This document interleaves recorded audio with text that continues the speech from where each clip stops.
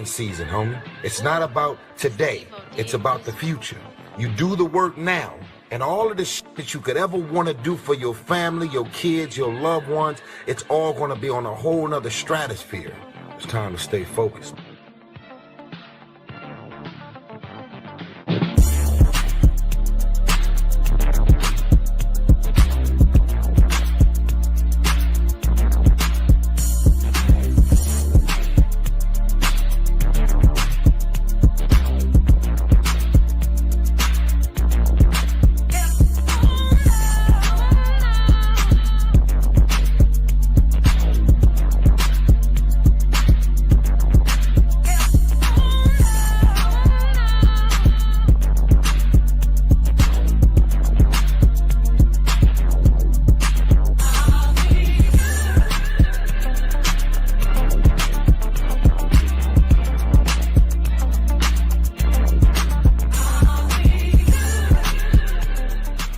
The spirit of Detroit.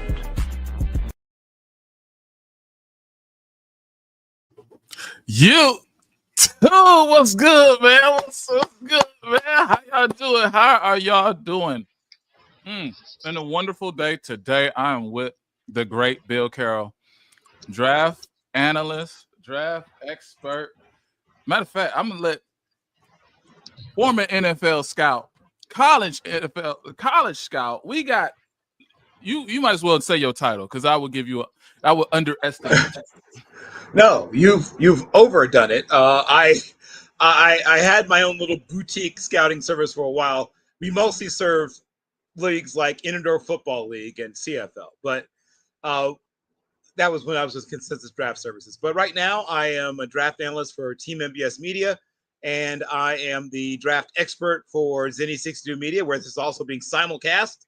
So if you're one of my followers on Zenny60 Media, also if you also love Detroit football, and now more and more people are loving Detroit football than ever before. It used to be a lonely place to sit. Like Detroit Lions fans, you used to huddle together. Now there's lots of people awakening. Now I see celebrities sporting Lions gear, which you didn't used to see so much in the old days. But the Lions are a proud franchise. I wrote about I'm also part of what's called the Not in the Hall of Fame crew. I wrote an article about Roger Brown, who my father actually played against a million years ago. He was a year ahead of my father in school, and they went to different schools in Surrey County, Virginia.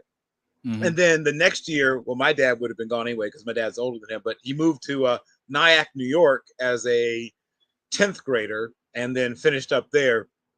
Found his way to Maryland Eastern Shore, which isn't a football program anymore, was a fourth-round pick. I believe it was fourth or fifth round pick of the Lions. And this is a guy who was 298 pounds, 6'5", ran the 50, not the 40, ran the 50 in 5.4 seconds. There are guys who are going to play line in this draft who ran 5'4" in the 40. This is a guy who was a sprinter in college, right? Not track, not shot put, not discus. He sprinted. You talk about Porter. You talk about Darren Porter. I'm talking about, I'm talking about Roger Brown, right? The late, great Roger Brown. Okay. Who went into restaurants when he retired, but was part of the original fearsome foursome with the Detroit Lions, like Darius McCord, Sam Williams, and Alex Karras. Then later replaced Rosie Greer when Rosie Greer tore his Achilles tendon, and then went to go work for Robert F. Kennedy. But I'll stop the history lesson in a second. But the Lions have a long, proud history since the days before they were Lions, right? Going back to Portsmouth, Ohio. But now that's where they started, the Spartans, right, in Portsmouth, Ohio. Yeah. And then eventually, transitioned to become the Detroit Lions. Ox Emerson also should be in the Hall of Fame. Speaking of another great Lion offensive lineman / offensive and defensive lineman who should be in the Hall of Fame. But once again, enough of the history lesson. Let's talk about the present. Yes, the present. The present. Look, hey, I am humbled to be around you. I'm humbled to talk with you and speak with you today about the Lions draft opportunities. I just want to welcome everybody in. I want to welcome in Lions Talk Live. I want to welcome in OnePride 40. We got 14 in the chat. Shout out to the Facebook people as well as the YouTube people. Shout out to all of y'all who are joining in today. I really want to actually set the stage. Oh, wait, hold on. We lost him.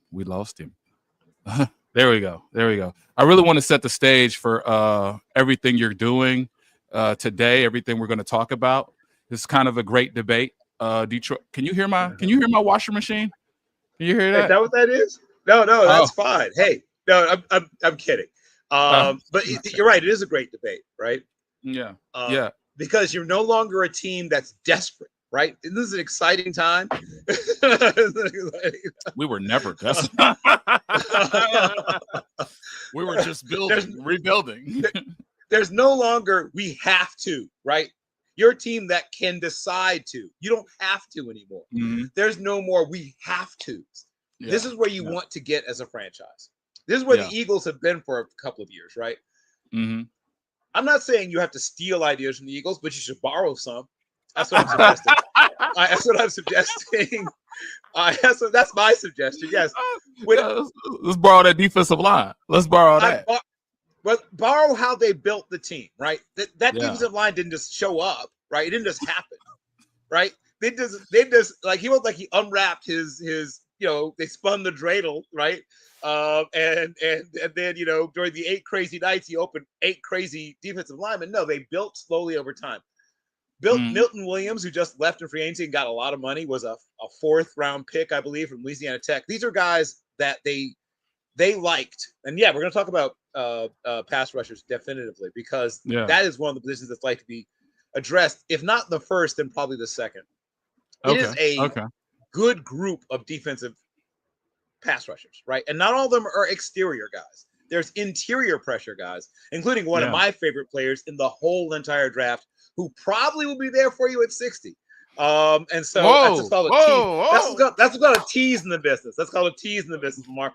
So we'll come back to that. Okay. This is a good draft for your team, because the risky picks are going to be gone already, right? The boom or bust guys are gone already.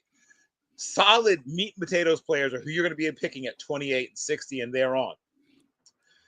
I like Brad Holmes. I spoke to him briefly at the combine. We reminisced a tiny bit. So you spoke to Brad Holmes briefly. So I always bother him because he went to Hampton and I went to Norfolk State, and Hampton is like our classier sister, right? Norfolk State is like that. It's like Michigan State versus Michigan, right? Or Duke versus Carolina. We're that public school, the kids that kind of have to have a job after school go to Norfolk State. The kids who have rich parents go to Hampton. So, and that's where he went. Or at least parents with a little bit of money, because Hampton's a private school. Hampton's private. So I gave him a little bit of trouble about that. Plus, I scouted him. I have my scouting notes. You scouted Brad Holmes? Yes. So he had an odd body type for a defensive tackle. Now, if you look at him now, you would never guess. You might guess tight end. You might, but he was a D tackle and a pretty decent one, but was an odd body type, long legs, sort of a odd, but he was a good one. He was a guy who sort of wedge his way in. He had long arms. He was effective. He could get moved, right? Because he was a 267 or so pounder at 6'4.5. But he, in an ideal situation, they probably would have kicked him outside, but they didn't have a better D tackle, so he played D tackle. But yes, I have scouting notes on Brad Holmes. He could have hung around for a while, probably not in the NFL, but he could have played probably up north or somewhere for a while if he wanted to. Wow. See now, now I got clout, because I got the guy who not only had a father in the NFL. That's what you said, right? Well, my father played against Roger Brown. When I say played against, he got thrown all over the place. My dad was a 138-pound guard in high school, and Roger Brown, who eventually got to over 300 pounds in his NFL career, was probably at least 230, about 225, 230 at age 14. So despite the fact my dad was older, he got manhandled. But my late father had some great Roger Brown stories. Okay. Well, I got to go through my table of contents. I see the fans are getting restless because I see that. They're getting restless because they've been waiting for this. They've been waiting for this collaboration for some years now. It's been since 2022 since I promise it won't be our last time. I promise. I'll at least we'll try to do at least one more, because I've got some other commitments, but I'll try to make sure we can do at least one more before the draft happens. Okay, so let's get into our table of contents. This is what we're going to talk about. We're going to give Brad Holmes a little progress report. Catch you up to date, or if you're up to date with what's going on. We also have BPA versus needs. This is a big conversation in Detroit right now.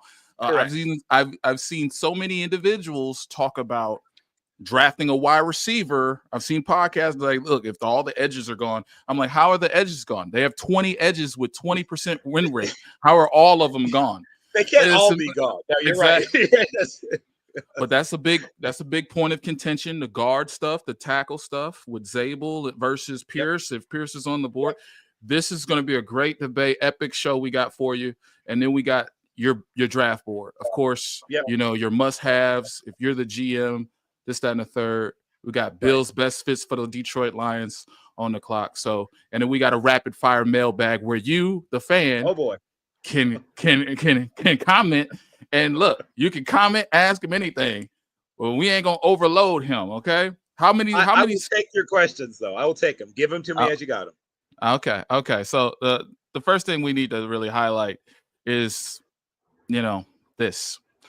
We're running it back with the same old guys. We're running it back. Correct. He is he's currently brought in 21 players. He's re-signed 17 players. 18 players. He's re-signed 18, and we are running it back with the same guys, the same dudes. Not too thrilled with that. The new faces, that, you know, the great faces. We've added and bolstered our secondary a little bit. We got DJ Reed as well. DJ Reed was ideally for some the best corner in the thing because he was the best corner. For me, I had particular particular like reservations about him because he played alongside a guy who gave up only one touchdown last year, and we know who Sauce Gardner is in Detroit. So we do, yes. Yeah, we know who Sauce Gardner is. We're familiar with his works. Yeah, familiar with his work. So what do you feel about these new moves? Well, both DJ Reed and DJ Reader, right, are guys that fit a need. And that's why I tell people don't worry so much about needs when you're talking about the draft. Free agency, to me, is where you just say, okay, where do we need a player, right? Because you're plugging a gap. That's what free agency is for, to me. It's plug a gap. The smartest way, and once again, I know I've already mentioned Howie Roseman. I mentioned probably one or two more times. Howie Roseman says, I'm going to find talent. If it's a position we don't need, guess what? Either this player becomes so good that he overtakes the guy we already have, or if not, somebody else is going to want him. Or if he's bad, we move on from him, right? What he doesn't do is say, gosh, I got to take this player because I need this. As I mentioned when we talked off air, they had just found their quote unquote franchise quarterback on a rookie deal in Carson Wentz when they drafted Jalen Hurts in the second round. And there were people, I saw articles where people called it a wasted pick. Well, that wasted pick just won the Super Bowl. So what you do not want to do as a franchise is start doing everything based on knee-jerk reaction to need. Because slowly but surely that drags down the total talent level of your roster. And while you might get away with it for a year or maybe two, eventually you will have a team that is going to have gaps and problems because you keep just plugging in players from the draft. If you plug in players from free agency, while you may pay a little bit of a premium for them, your commitment is shorter, and now you can build long-term the total talent level of the team through the draft. The Eagles are once again, you don't have to steal, but you definitely should borrow some of the things that they have done. If you look at how they built that team, they didn't say, oh my God, we have to have this, right? They had good players ahead of almost every player they've drafted who's now one of their best players when they got it.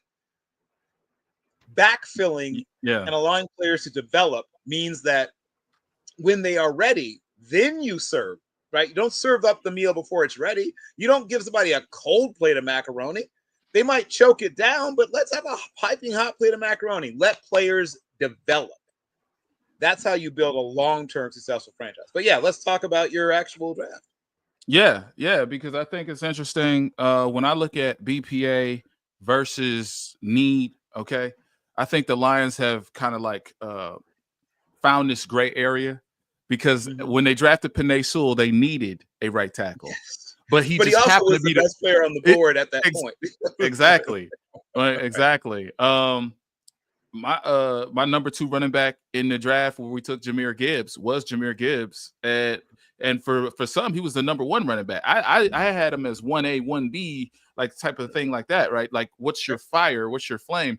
And what happened is we took him, and we didn't necessarily need a running back. So I understand getting the best explosive value player, but when we talk about the lack of explosiveness that we have on defense, and I think that was apparent. There was a lack of eliteness that we seen, and it was really volatile sometimes. Some games, the Bills game, we give up 48 points, and then sometimes we have these dominant performances against the Titans, but who are the Titans? Nobody. So, in this draft, I feel like the best players just happen to be defensive best players. It worked out really well for Detroit, right?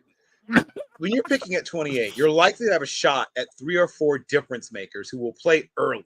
And I'll start with the one, because everyone keeps asking about pass rushers. So I'll start with the guy I think has the best chance to still be on the board. You have a pretty good chance of getting Devin Ezeraku from Boston College. He can stand up. Oh, yeah. If you have a graphic, I guess you can whip that sucker out. Oh, yeah. You just keep talking. I'm going to get the graphic. He can stand up, or he can play with his hand in the dirt. While he's not big enough to be a full-time defensive end, he sets good edges. He's going to play in the upper 240s, low 250s, which is fine. He's got long arms. He's strong for his size. He's just really, really perfect for if you're going like an odd front kind of situation. And because he can play, but everyone's hybrid now, right? So when you've got 4 linemen up there, he can be your 4th lineman, or sometimes you'll jump all the way up to 5. He can be one of your drop-ins if you go into like a 5-2. But if you're playing a 4-2, which most teams base out of nowadays, he's your weak side D-end, and he can drop into coverage if you want to drop him. Now, I wouldn't do it a bunch of times. I would be bringing him off the edge because that's where he excels. He is and there's still growth potential, right? As good as he is, he's not fully developed. He's still on the upswing in terms of what he is as a player. I also mentioned Jedi Barron. Now, Barron may well be gone. The corners could either go really fast or they might flop. Right? It'll be one or the other, right? Yeah. So there's a lot of teams that will pick, once again, will draft for need, right? Despite by telling them not to, there are teams that will draft for need. And so you might see teams chase certain positions like left tackle. Like we might see some people chase quarterbacks, even though you should definitely not do that this year, but whatever. A team might take a 3rd or even a 4th quarterback. Please don't do that. But some might. And if that happens, that pushes a better player down to you, right? You want teams to reach, right? When you're a good team, you're rooting for other teams to reach. Hey, yeah, you definitely should go ahead and take Jackson Dart at 15. Yeah, take another quarterback. Yeah, do that. Take reach. But so Ezeraku can fall because of the needs. Because of that, right. So the threat is a team like the Ravens, who are also a good team, and they also are patient with players. They have guys who can rush the passer, but I think they think, as I think, that Ezeraku is better than the guys they have. I also think Ezeraku is better than the guys they have. So that's the team you have to worry about, right? They're just ahead of you, and they're also wanting some of the same positions that you want. So you may consider a trade up just to make sure that the Ravens don't snipe a guy like Ezeraku, but he's a really good football player. He has a bright future ahead of him. I mentioned also Jedi Barron. Some people see him as a corner. I think he can play outside. He's just under 6 feet tall. I'm sorry, just under 5'11". He's 5'10" and 3/4, 194 pounds. The thing people worry about is the 29 and 3/4 inch arms. I don't worry that much about that. He is a special coverage player. So just so you know, right? They threw the ball a lot. And so when you throw the ball a lot, the teams you're facing also throw the ball a lot. They were in a lot of shootouts at Texas. I mean, I don't think that's really news to anybody. And this guy was in coverage a lot. 518 coverage snaps he played last year. That's one of the tops you'll find in this whole draft class. Now, why do you care about that? Well, you care about that for 2 reasons. Guys that come from more run-heavy situations aren't used to being in coverage as much. And he was by himself on an island. Whether he was inside or outside, he usually drew a tough assignment. And they throw the ball, right? As I mentioned, 61 defenders. Yeah. we're in coverage as much or more than him, right? Yeah. Even though, so that means he's in the top, near the top amongst all the players in college Yeah. amongst that. And he played once again the SEC. Doesn't get much better than that, and they made the playoffs. So he played against really good teams. He defended 10 passes, gave up 0 touchdowns, allowed a 26.5 passer rating when he was targeted as a player. That's the 6th best in all of the power conferences. And once again, none of those are the guys that who outdid him in terms of passer rating faced anywhere close to 518 snaps of pass plays. So you've got a huge sample size to draw from when you watch him play. He is effective in zone and in man. He is smart enough that your system isn't going to be too much for him. Super smart football player. Oh, yeah. He's not just going to. Yep. Go ahead. Go ahead. Oh, yeah. He's not just going to, because I think we played man coverage because when we were playing in zone a lot of years, like 2023, we played the most zone ever. And then we had a lot of guys busting coverage 6. We had a lot of guys not understanding what their stuff was. And then I think Aaron Glenn just went away from that. Can be confusing for guys that aren't super smart. Yep. Right. And it's funny with this year, we just played man straight up, no matter what. So we knew whose fault it was, whether it was Terrion Arnold, whether it was this, whether that. We just played man straight up, but we didn't get that interior pressure. And I think that when the fans see a cornerback, even though he's the best cornerback, I think Jahdae Barron is probably the 4th cornerback.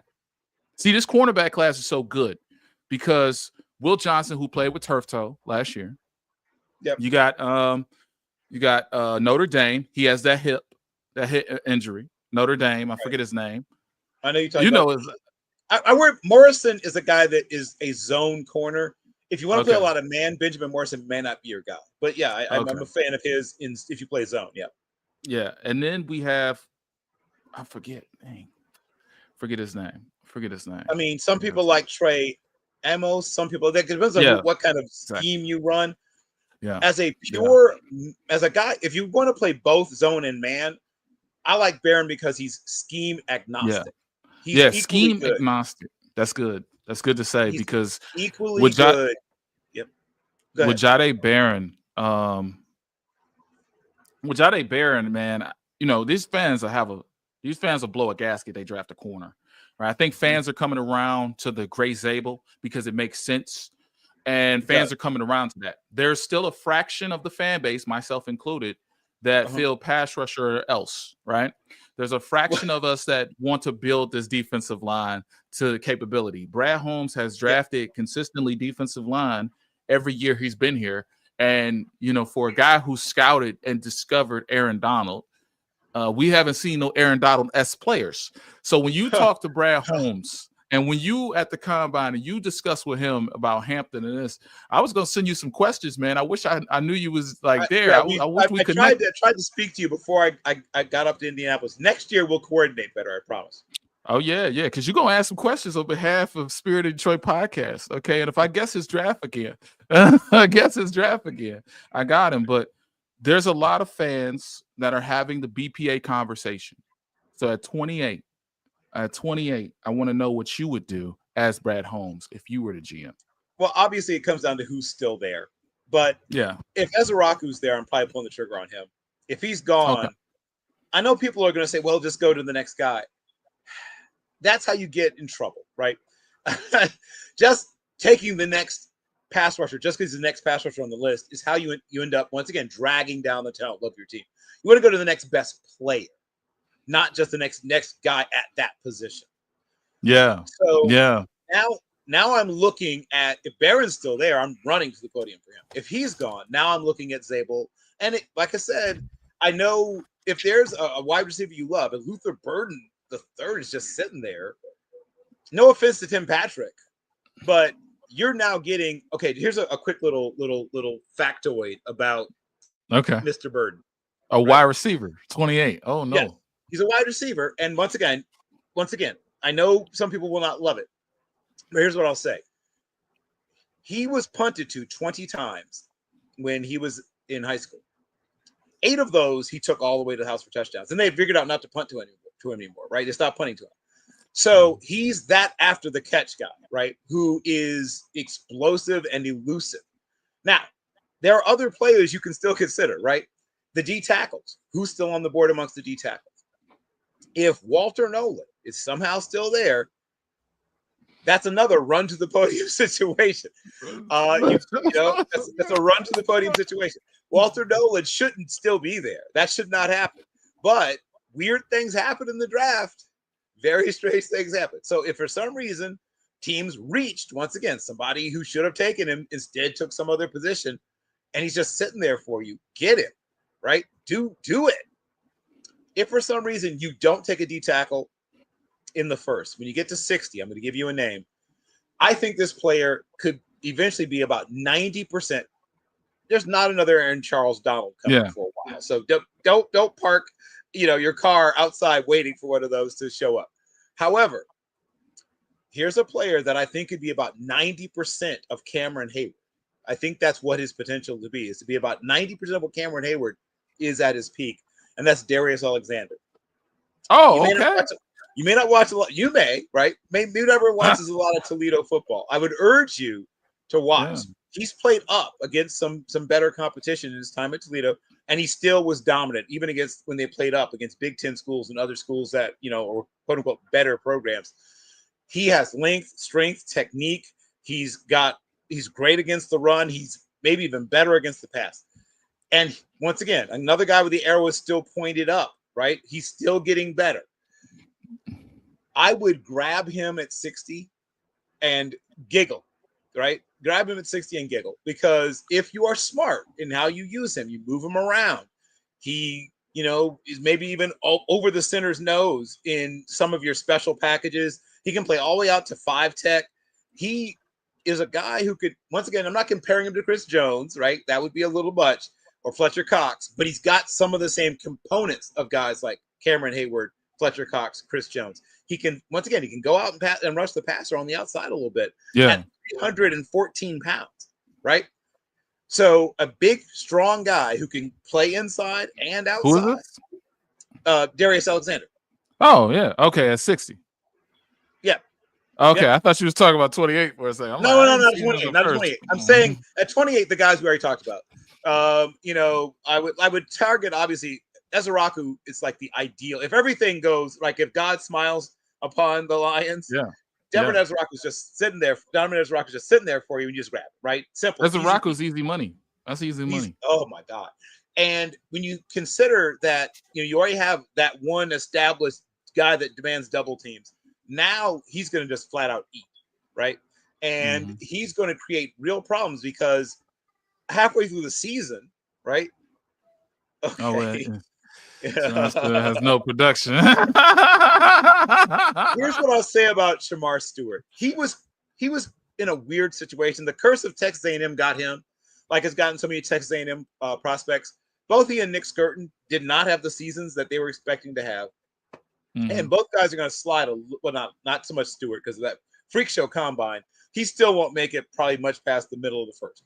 But could Skirton somehow make it to you? Probably not past. Well, we'll see. Once again, if the Ravens don't take him, right? If he makes it past the Ravens, he can make it to you. If he makes it to you, that was another run to the podium situation. But I think what I like about Ezeraku is the fact that he can stand up, he can reduce down and be on the line. You can play him as a linebacker when you go to sets where you have 3 linebackers on the field. He can play strong side linebacker. Okay. So you have a guy who can do a bunch of different things. And once again, I saw him in coverage. You dropped him in coverage, maybe do linebacker drills at the Senior Bowl. I wouldn't do it too much, but if you wanted to do it every once in a while to kind of freak people out, hey, when he's not pass rushing, he's dropping into coverage. You might get a free interception or a tip ball that way, but he's a pass rusher. He's a really good one. When you talk about my bad. No, go ahead. I was wrapping up. Go ahead. When you talk about, am I echoing? You're fine for me. I don't know if you can hear yourself more than once, but I can hear you just once. When you talk about a guy like Ezeraku, when you evaluate him and you look at the potential, right, the explosion, right? Will his time come immediately? because right now the Lions are in an interesting place where we don't necessarily care too much about development. We have Hendon Hooker who's developing. We have Yep. Broderick Martin who's developing. We have Mekhi Wingo who's developed. We have a lot of development within the roster, and I feel like the fan base changes their mind on certain things because now it's about winning. Now it's about taking advantage of the window, and I think there is a point of desperation with Ezeraku. A timeline for him. I've seen the tape. I've seen the ability. His pass rush win rate wasn't great, but when you turn on the actual tape, he's winning all the time. So you know he's winning all the time, and he's winning in different. He's winning in a myriad of ways. How quickly can a guy like this reach his potential in Detroit? If you're talking about him, he can play day one as a situational pass rusher, right? You can put him on the field in pass rush downs day one, first game of the season, and he'll give you some amount of production. He'll get 5.5, 6 sacks, even if he just plays 31% of your snaps, right? Mm-hmm. Now, could he be a starter? Yes. I mean, once again, I guess we'll see. Oh, he's going to be a starter. There's nobody else. There's nobody else. Boom. So he's a starter. We got one pass rusher, and we got 4 other guys. We got guys that work at Chrysler, guys that work at the post office. We got a guy at Marcus Davenport. We don't know where he work at. It sounds like you're not sold on Marcus Davenport. Okay, gotcha. Marcus Davenport, he like bruh man from down the street. Okay, if you watch Martin, we don't know where he at. We don't know where he work at. We don't know if he's like Tommy. We don't know who he is. He just pop up. He show up. We don't know his job. So, I'm interested in Ezeraku. That's intriguing, and I think that we're gonna have a myriad of options there at 28. I feel like a lot of the fan base is going to blow a gasket if it's Gray Zabel. I think a lot of people are coming around to the Gray Zabel. I know he's one of your guys. Can you factor in the potential and the ability of Gray Zabel? Things I like about him, right? He's a guy who has played multiple positions already. And once again, most teams only dress 7 or at the most 8 offensive line. The fact that if somebody goes down, if he has to play center, he's done it a little bit, right? He stayed after practice at the Senior Bowl just to work on snapping the ball more. So he's a tackle by trade, but he's played some guard. His NFL destination is probably going to be guard or center. He's going to be good immediately, right? Now, you have a center, so you might start him out at guard.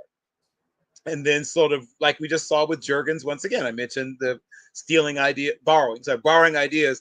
Cam Juergens started out as a guard in Philadelphia, and now he's their starting center. But he got a chance to spend time with Jason Kelce before he replaced him.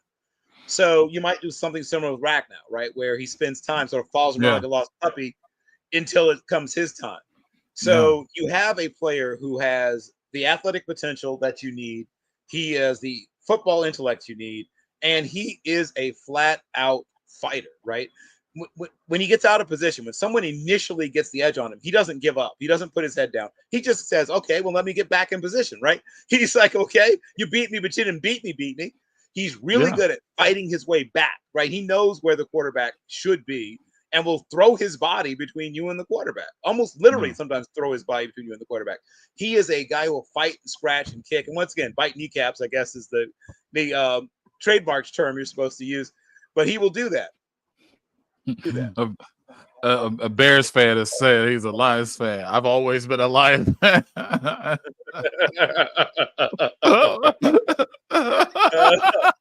That's how you know that you've gained traction, my friend, right?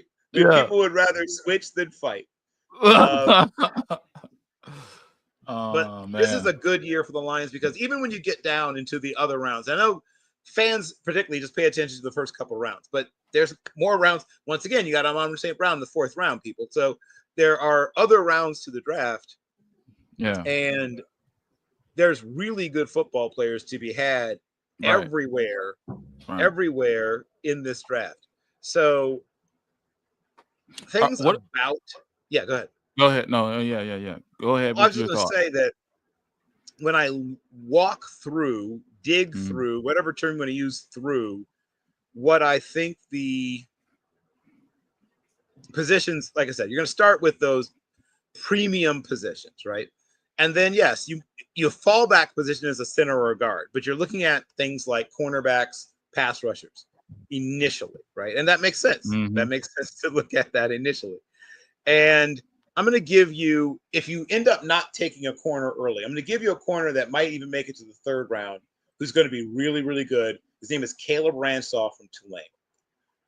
He's basically longer armed, but very similar in a lot of ways to Jedi Barrett. Another guy who played a lot of coverage snaps, is really, really athletic, and high football IQ, willing tackler. What else to love about him? Just a terrific young man, right?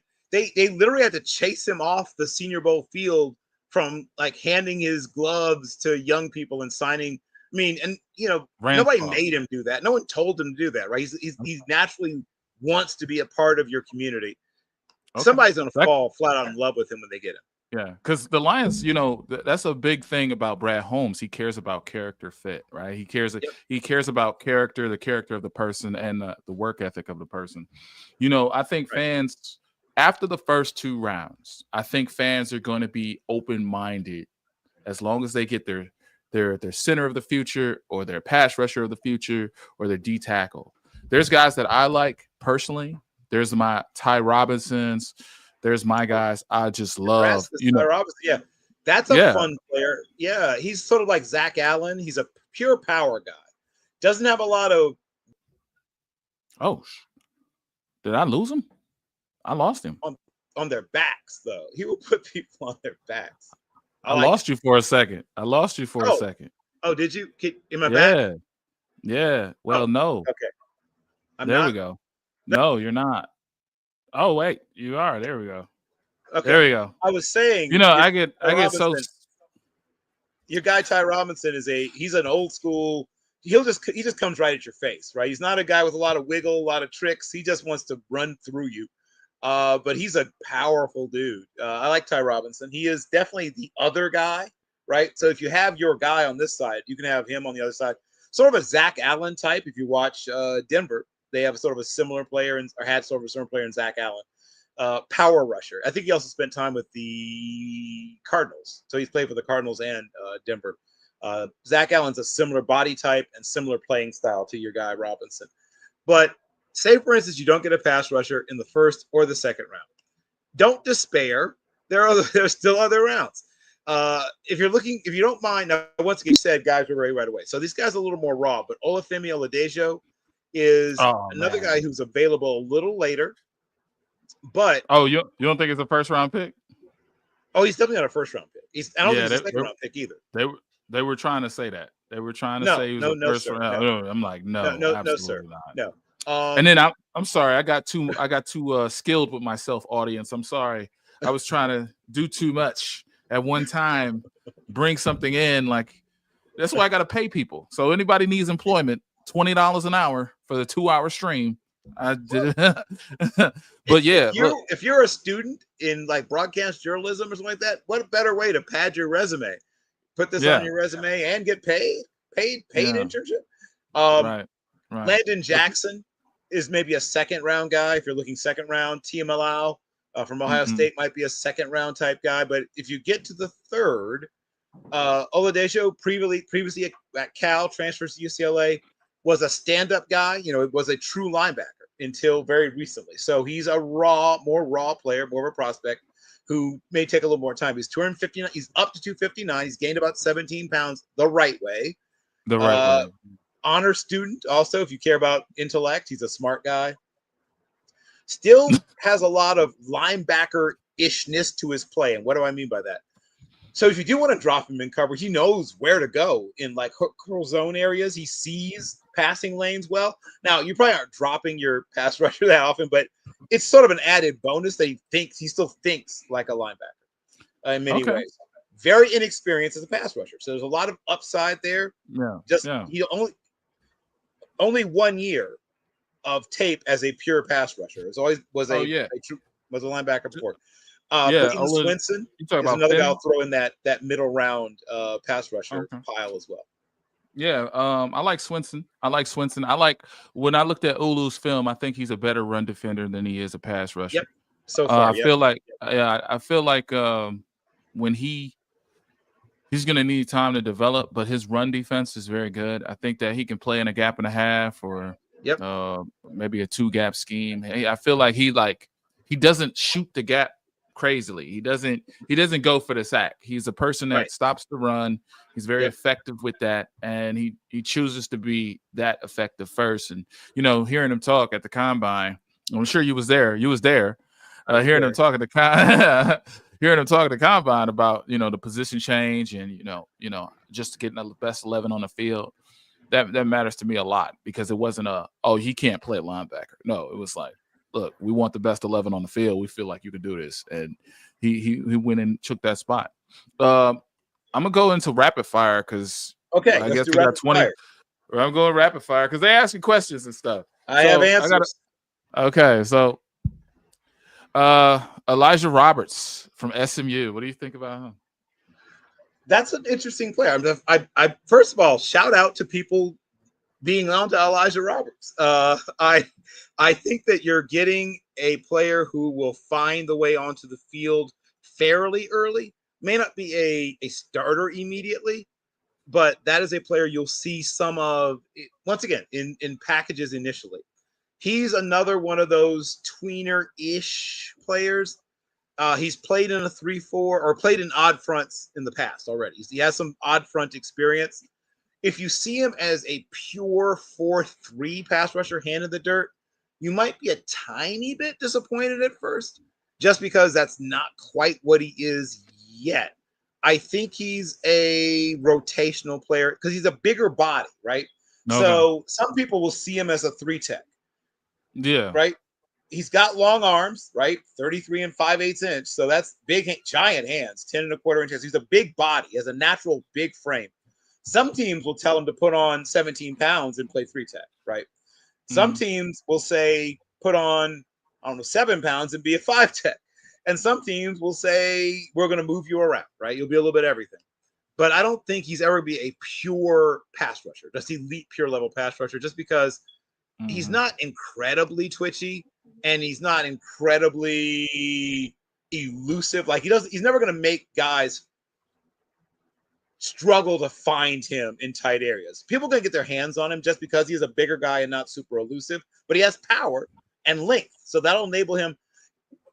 He sets good edges, right? So if you care about pass, and some people don't care, that's pass rush. We also care about run defenders at defensive end.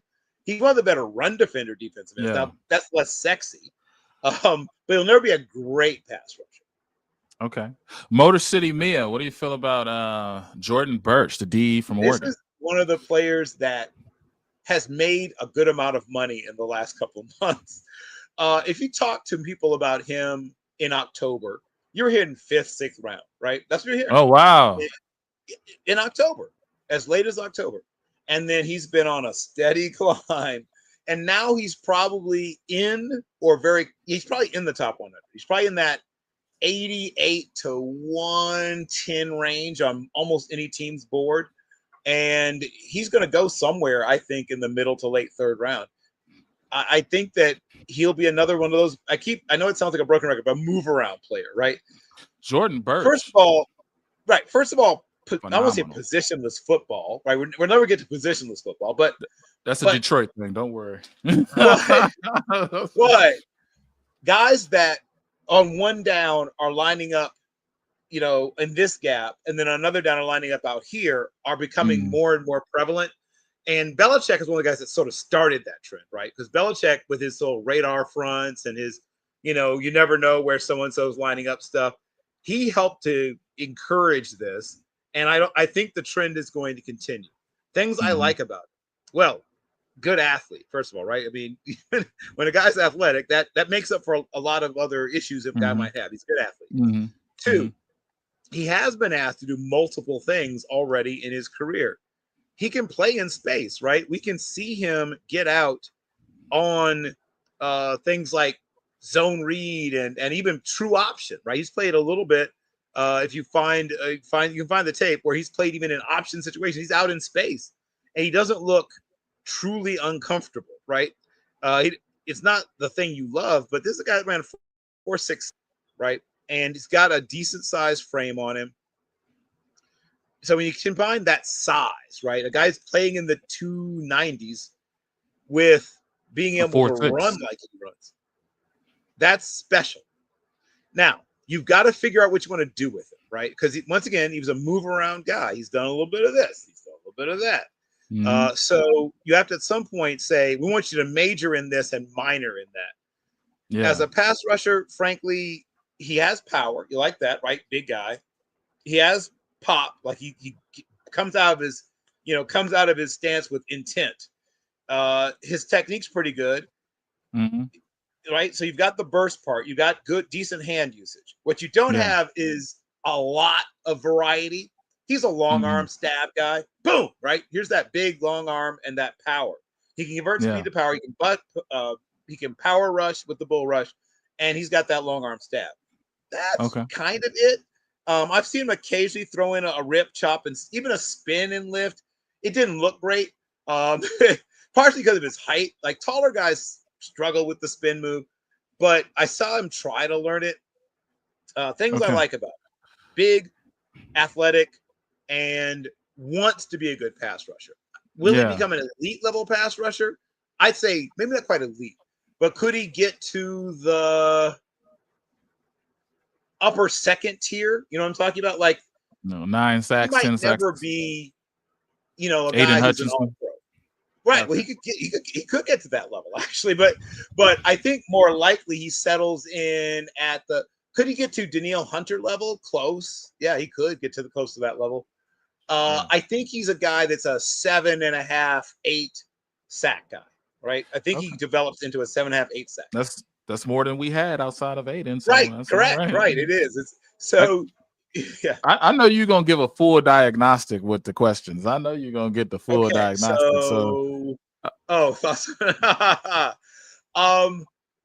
I thought it was the first time I saw them try to pick players not just based on ability.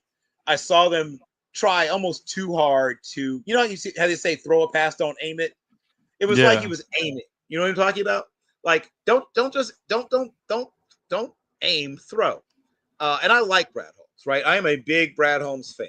And I want to make it clear that I wanted him in Pittsburgh when it became clear he was moving on.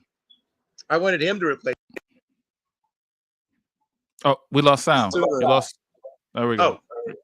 You wanted him to be the GM of Pittsburgh? Oh yes. Oh yes. Because, and once again, no offense to Kevin Colbert. Kevin Colbert had a long and mostly successful run in Pittsburgh, but he lost a little something off his fastball. I think even he would admit his last few drafts were not his best work. But that's, you're throwing shots. Yeah. I'm just saying. This is a guy that had killed some drafts earlier in his career, and then towards the end, he lost a little something. That's all I'm saying. And I think he would admit that it wasn't some of his best work.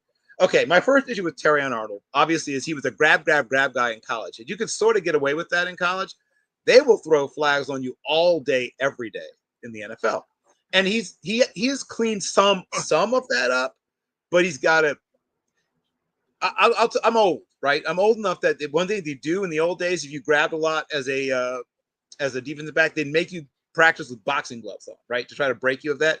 I don't know if they still do that with guys, but somebody's got to get him to you defend with your feet and not so much with your hands. But he's going to be a good player. He's going to be a good player, but he's going to be to work.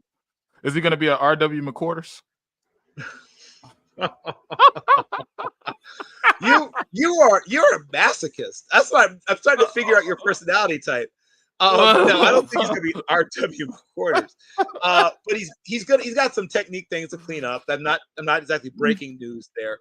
He's got to get his eyes and feet to do more work, his hands do less work. Ennis Rakestraw is going to be something. Don't give up on him, right? I wasn't thrilled about the Giovanni Manu pick. That wasn't a guy I would have. No one was. No one was. Okay. That was a 6th round pick. That was a 6th round. You know it's bad when they don't show no film on him. No film at the draft. They no film is available. We just gonna cut the commercial. I'll be honest. I wasn't mad, even though I liked other guys better than Arnold, but I wasn't mad at that pick. Rakestraw I thought was decent value. I wasn't thrilled about the Manu pick. I was not. Sione Vaki is a tough guy. He's going to help you in different situations. Were there better players still on the board? I would say yes. Wingo don't give up on him yet. He may never be, a stud or a guy that, he'll never light it up, but he'll be a solid player. He'll find his place somewhere. Mahogany, I still think I wouldn't give up hope. The only really bad pick, like there's no excuse for it, is the Manu pick. Like I can't defend it. I can't. I'm not gonna lie. I can't defend that pick. No, I'm not gonna lie. People in Detroit, was there a little bit of a reach? A little bit of a reach on some of these picks? Yeah.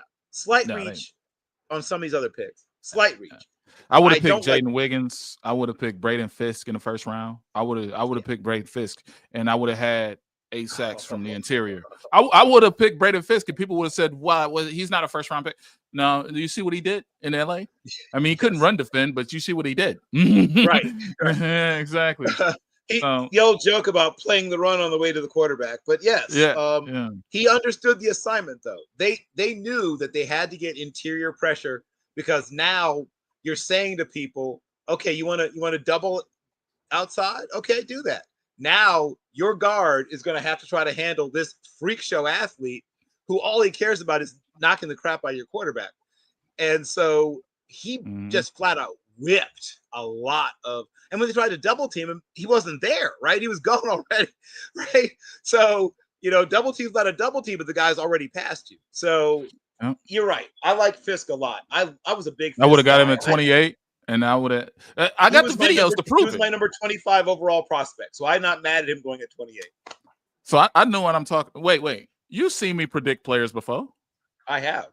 Oh yeah. You seen me predict the pick and the player to the team, and you seen me do that, right? I have seen. I have. You got to get me a job at the combine. You got to get me. You got to get me close to the NFL. You got to get me close. We'll talk. Come up with me next year. We'll talk more. We'll talk in the weeks leading up to next year's combine. Let's start doing some stuff together. But don't give up on Mahogany. Don't give up on Rakestraw. Yeah. Manage your expectations for Vaki and Wingo, who will become contributors, and then get Terrion Arnold once again. Just your play defense with your hands and with your feet and your eyes. Your hands are just there to guide, right? You shouldn't be trying to make the play, except on the ball, right? That's the only place where you should be using your hands to make the play. Your hands make the play on the football. On the man, your hips, eyes, and feet should be doing the work, right? You're mirroring and matching, or you're bumping and bailing, or whatever it is your technique is in that situation, but you're trying to beat the guy to the spot. Right. If you're consistently grabbing, it means you're not anticipating. You're not reading the route combinations effectively enough. Yeah, and I think that was his thing, that he wasn't thinking. He was just, because I seen him yeah. Matter of fact, let's talk about the draft. We don't have to talk about Let me talk about that. We'll get. We don't have to talk about Sub-Zero. He got so many. What do you want to know? Right, we'll get to that. What do you want to know about Jaden Higgins? Okay, he is a wide receiver 2 or 3 if you're super deep at wide receiver, but he's going to find his way into the NFL and be productive. Body control is good for a receiver his size. Hands are very good. He can run routes. He's a plus athlete. He's not quite the elite level route runner, and he may never be an elite level route runner, but he runs routes well enough. Things I look for him to do, right, if he's in the next level. Look at the production that the Chiefs got out of Rashee Rice before he got obviously hurt this past year. Higgins is a better athlete, or at least I would say, yes, it's close, but a slightly better athlete, about the same size, and with even better, slightly better ability to separate, right? Even though he's not an elite separator, there's really good things to be found in his profile, right? So when I break him down as a player, I mean, 4.47 with his body type is what you're looking for. A big body who can run. And while he's not going to consistently win again all the time against everyone, right? But he has your football IQ you're looking for. He has soft, reliable hands. He very rarely drops the ball. He's just not going to ever wow you in certain situations. But you put him in the slot, right, and tell him to just physically overwhelm slot corners. Oh my gosh. Yeah. Oh my gosh. Right? Yeah. Jaden Higgins is Tim Patrick. People want Tim Patrick replaced with Jaden Higgins. Right. Well, he gives you Tim Patrick plus, if you want to think of it that way, because he's going to be a little bit better after the catch than Tim Patrick, right? He can do a little bit more after the catch because once again, you know, he's got a little more pop. He can go once he gets the ball, when he gets rolling. He's not a guy that has that instantaneous speed just because of his body type. But once he gets going, he can pull away from people. Yeah, absolutely. I think that I got to catch up with these comments. So I want you to think of one word that comes to mind with the players that are said, like one word. Okay. And I'm not trying to limit you. I'm not trying to limit you. I'll do one word. You said, no, give me a limit. Otherwise, it keeps you from overrated. Oh, wow. Dang. I mean, dang. Can you expound on that? Damn. I can. He's a good player. Okay. He's a good player, but okay, let me rephrase that. He's probably about correctly rated now. He was overrated coming into the season. That's why. So let me contextualize. When he was seen as the overwhelming number one D tackle in the class, that was not correct. That was incorrect. Because he shoots the gap, he doesn't finish. Correct. Okay. See, right. Okay. He goes after sacks and he don't finish. I watched the tape. Right. I watched the all 22. We got it on the man. Boy, talk about you and I need to do more work together because I'm sorry. I already liked you. I'm starting to like you more.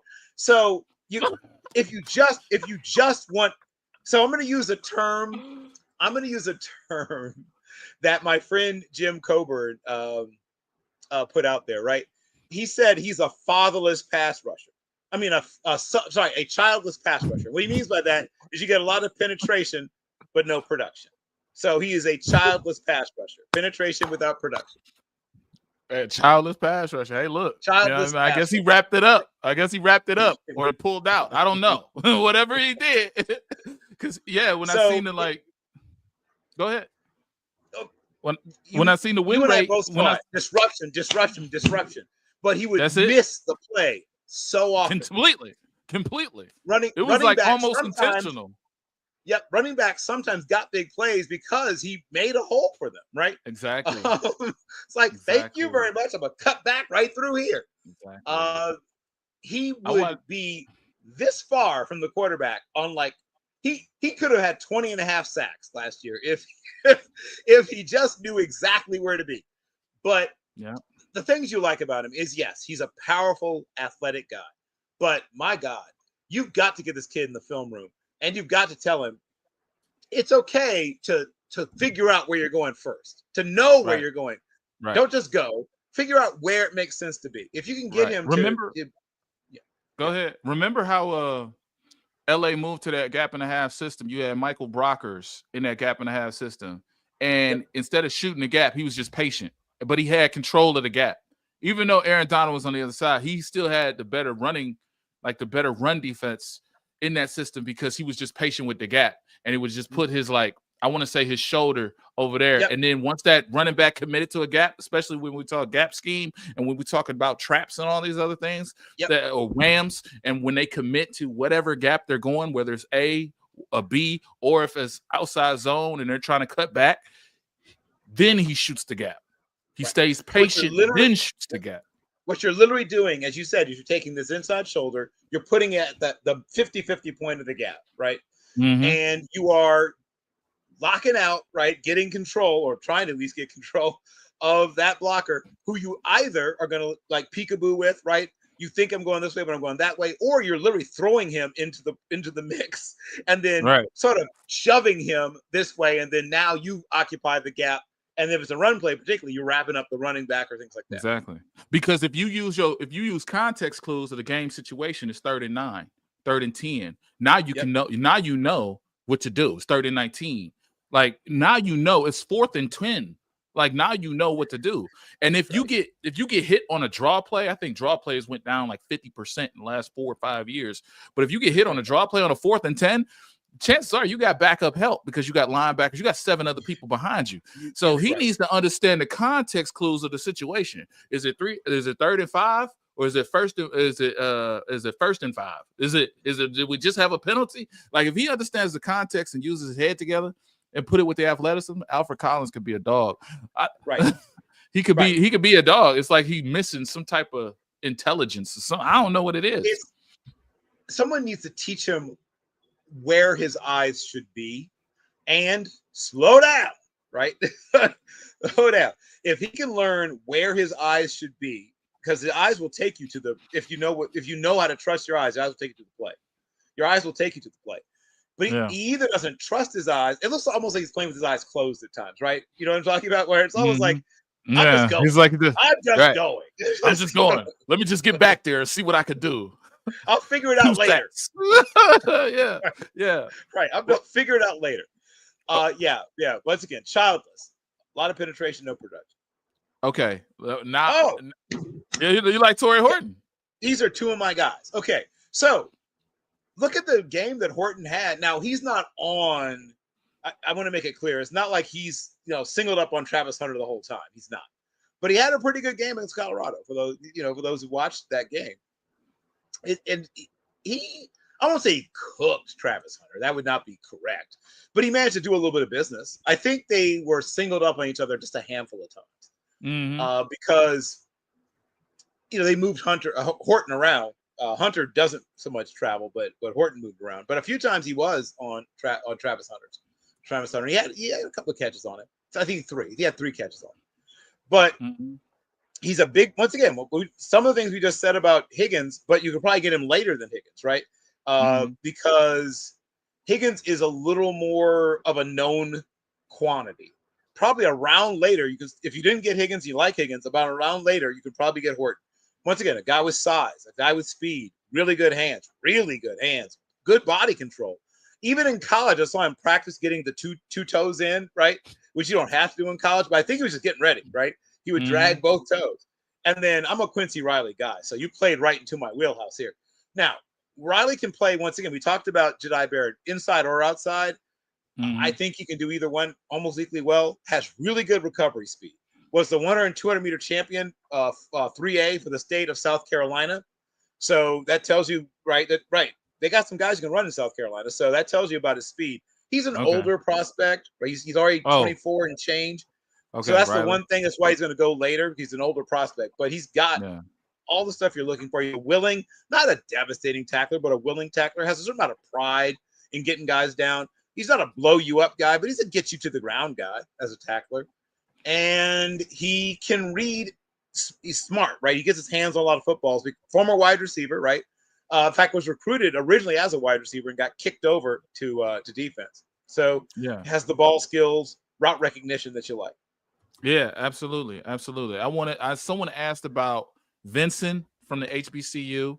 And what do you think about that?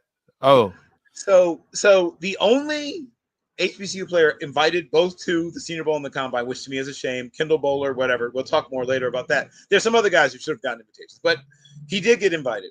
He is big and raw, right? That is true. Almost 6'6", 6'5", 7/8". You could tell that he hasn't had all the strength, conditioning, and nutrition stuff other guys have. He's got a little, even though he's a slender, in air quotes, tackle, he's still soft-ish. You can tell that he hasn't been in the same level of strength and conditioning program some of the guys have been, but his natural movement skills are right there with some of the top guys. He's got some technique stuff to work on. He's got to do a better job keeping guys off his chest. He's got to do a better job of sinking down, especially taller guys. Sometimes you have trouble sinking down in their stance.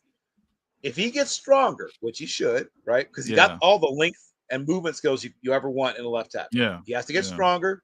He's got to bend more and better, and be more violent with his hand usage. Don't let him get close to you, right? Stop letting those dudes get on your chest plate. That was the issue he had in the game. He had a pretty good practice week, but in the actual Senior Bowl game, let some guys get in on him. Yeah. And I guess the adrenaline hit for those guys. Yeah. Right. Yes, correct. Yeah. You saw that. That's because he didn't. Right. You saw that. But that was all just him not firing his hands violently enough. You've got to shock those guys with your hands. Right. I think there's a silver lining to, having a GM that was from an HBCU and, a team that, probably needs his position or can translate him to another position. Because with Manu, there's reports, reports. Nobody knows. They just say they know. And then, the fans just go where they go. Okay. Anyway, there's reports that Manu is going to be a better guard. I don't know. I don't care because Manu was a terrific reach. So it was a mind blowing decision. But what happens right now is we want alignment. We want someone, but we don't want to sacrifice this pass rush, right? Because when we look at the Jack Campbells, the this, or that, we have to get 4 productive players. And on this channel, we're saying that on defense, we have to get 2.5 rotational guys on the defensive line. Correct. And the cornerback class is so unique. The Lions only have 7 picks. Yep. Unfortunately, you need 8 things in my mind. You need like 8 quality backup. You need 4 quality backups, 3 guys that can start, and 1 dude that you could develop. And so maybe you trade back with one of those when somebody's desperate, maybe for somebody. I don't know. We'll see what happens. But let me give you one other late. If you decide to double up on pass rushers, so take one late. I'm going to give you my favorite mid to late day 3 pass rushers. Colin Oliver from Oklahoma State.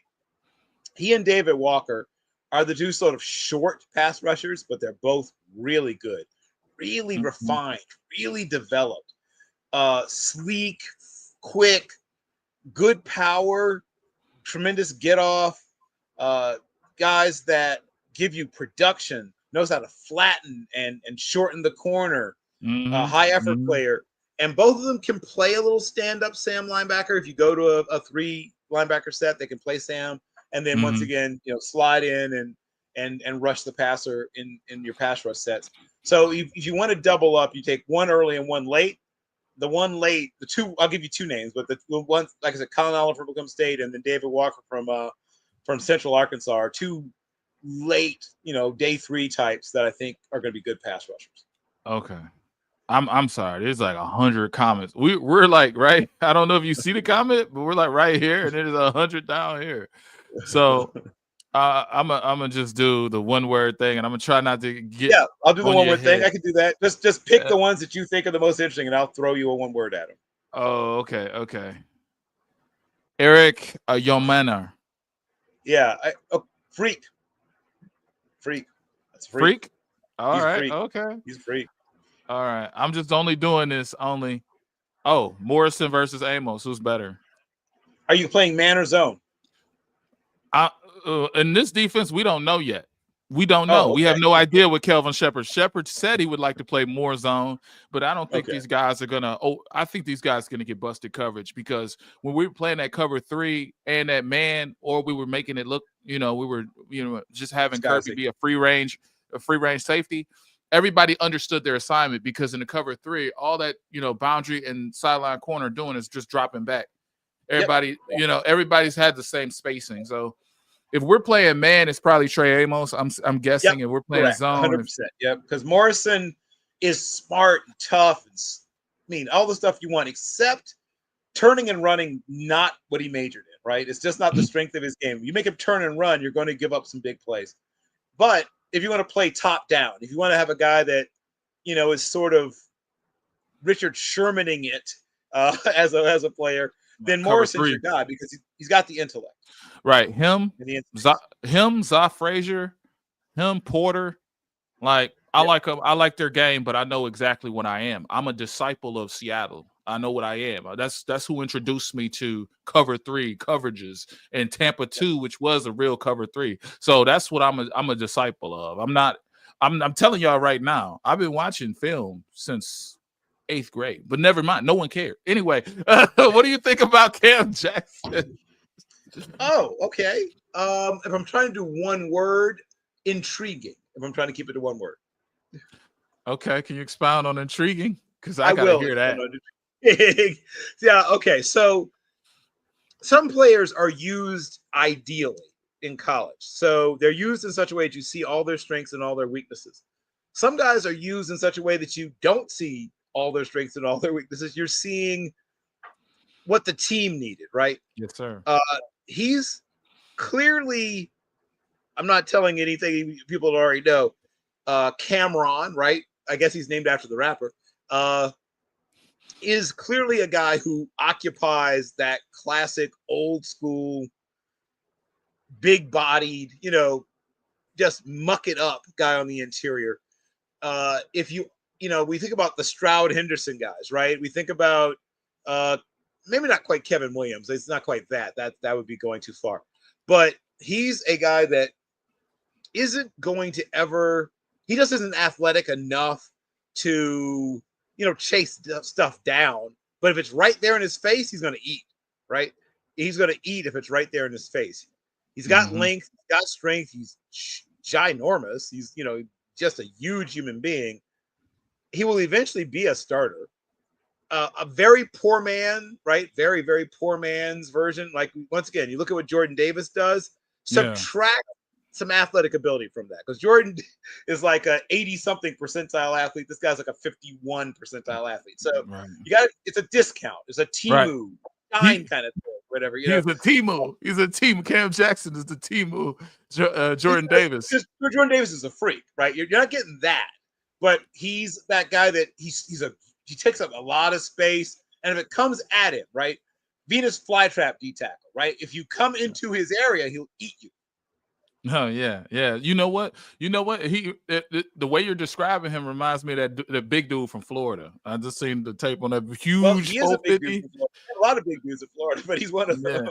The one, the Florida Gator, number 21. I forget his name. You're about Troop, right, or whatever the other one. But but they had them both on the field at the same time at points. I mean, they were. Oh God. Yeah, they're both enormous guys. Now 21's more athletic, obviously. Yeah, that's the big difference. He's 450 pounds. Yeah, 450 pounds. He can actually run a little bit. Right, that's the difference. He can run a little bit. You think he'll get drafted? He'll get drafted when his time comes. Yeah. Oh yeah. I don't think he's in this class. I don't think he's not in this class. Right? He's still in school. I'm almost certain. Oh, he just had a pro day of 450 pounds. Oh, well, he did. Okay, then he is in this class. Somebody will take him late. Okay. Talking Hemingway. Okay. We know. I'm gonna go in reverse. I'm gonna go in reverse order. I'm gonna start with Ricky White. Ricky White has everything you want but speed. He's got everything else in the world you can possibly want but speed. I know. I get it. People love speed. Speed's fun. It's more fun to scout fast guys than guys that aren't fast. Yeah. But he knows how to separate. He has fantastic hands. He's a terrific special teamer also, right? One of the top guys in terms of blocking kicks. He's blocked PATs, field goals. He's a really good special teams player. He'll be a wide receiver 4/5, depending upon what your needs are. But he's going to be a good football player. He's going to hang around the league for 6 to 8 years. And then talking Hemingway is, if we're doing the one word thing, I would say mysterious. But if we're not doing the one word thing anymore, then I'll continue to talk. The thing, his best film, you're thinking day 2 if you're watching his best film. The problem is he's not always the best version of himself, right? And sometimes that's not always the player's fault. Sometimes there's other things that make a player not look fantastic. But there are some things definitely to. So I'll start with strengths first, right? Always say something nice first. So I'll start with his strengths, right? He's a guy that has played against a high level of competition in high school and obviously played against a high level of competition in college. So he's used to playing against good football players. He hasn't seen many bad football players in his life, right? He was a guy that has been on kick return and punt return, punt coverage, field goal block, field goal unit. He's got arm length. He's got a wide, powerful upper body. Like physically, he's exactly what you want. Like he's physically exactly what you want. He's the younger but bigger brother of Junior Hemingway. For those who remember him from Michigan, that's his older but smaller brother. He's gonna play in the 290s, the low 300s. He shouldn't get much heavier than that, even though he's got some power to him. Mm-hmm. Quickness is what makes him good. You don't want him to be 320 pounds, right? Because now he's no longer the player that you fell in love with. Yeah. He is a guy's going to go somewhere around pick 171, somewhere in that range, somewhere in the yep, and be a good contributor. He's a rotational 3-tech. Remember Turk McBride? Does that name ring any bells for Turk McBride? From University of Tennessee, knocked around the league for about 7-8 years. That kind of player. Oh no, a Dimitri Autry type player. I got a new job this week. But he's going to knock around. People will, especially once again, single gap. Just ask him to just go, right? You know those guys that you best just to go. Just tell him go, right? But he's got some twitch to him. He has some moves too. He's got an arm over. He's got a club swim. He's got a club rip. He can jump from his gap over to the opposite side of the, like from one guard. He can make it from one guard to the other like that, right? If you want him to suddenly run, yeah, he can. He just isn't super. Yeah, Tonka Hemingway. He's just not super powerful, right?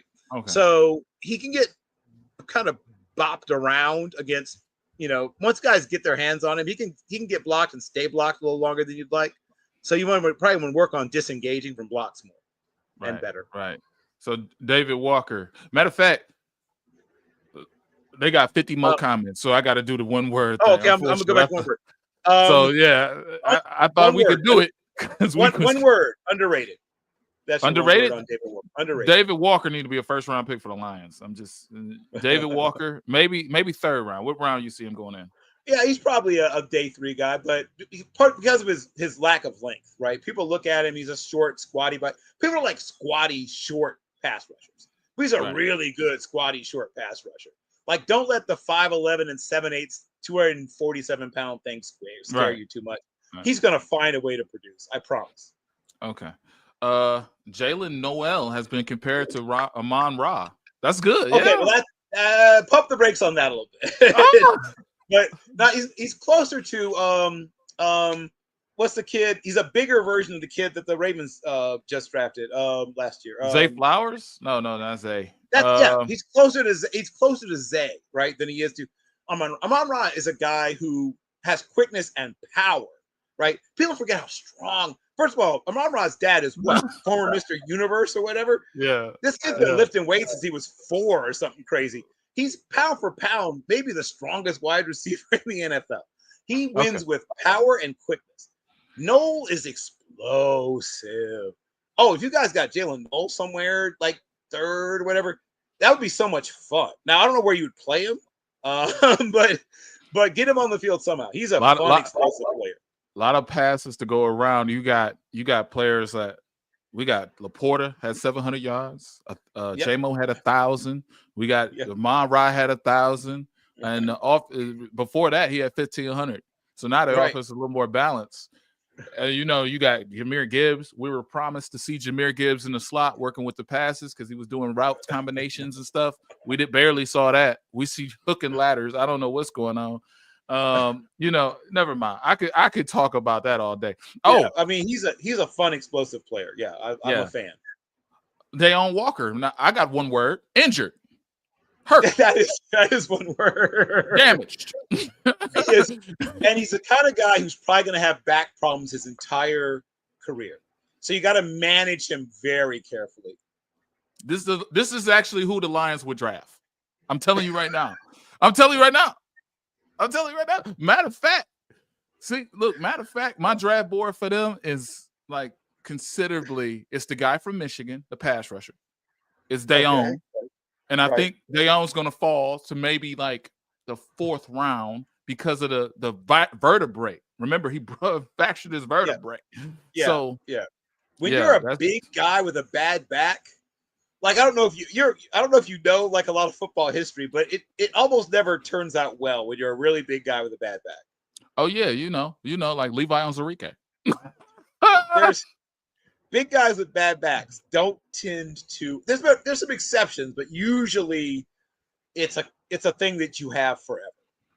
Okay, what do you think about Pat Bryant? Another guy, everything but speed. If only this kid could run faster. But he's a terrific special teamer.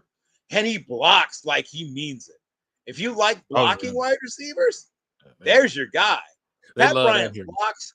He blocks like you said something about his mother, right? He really wants to block.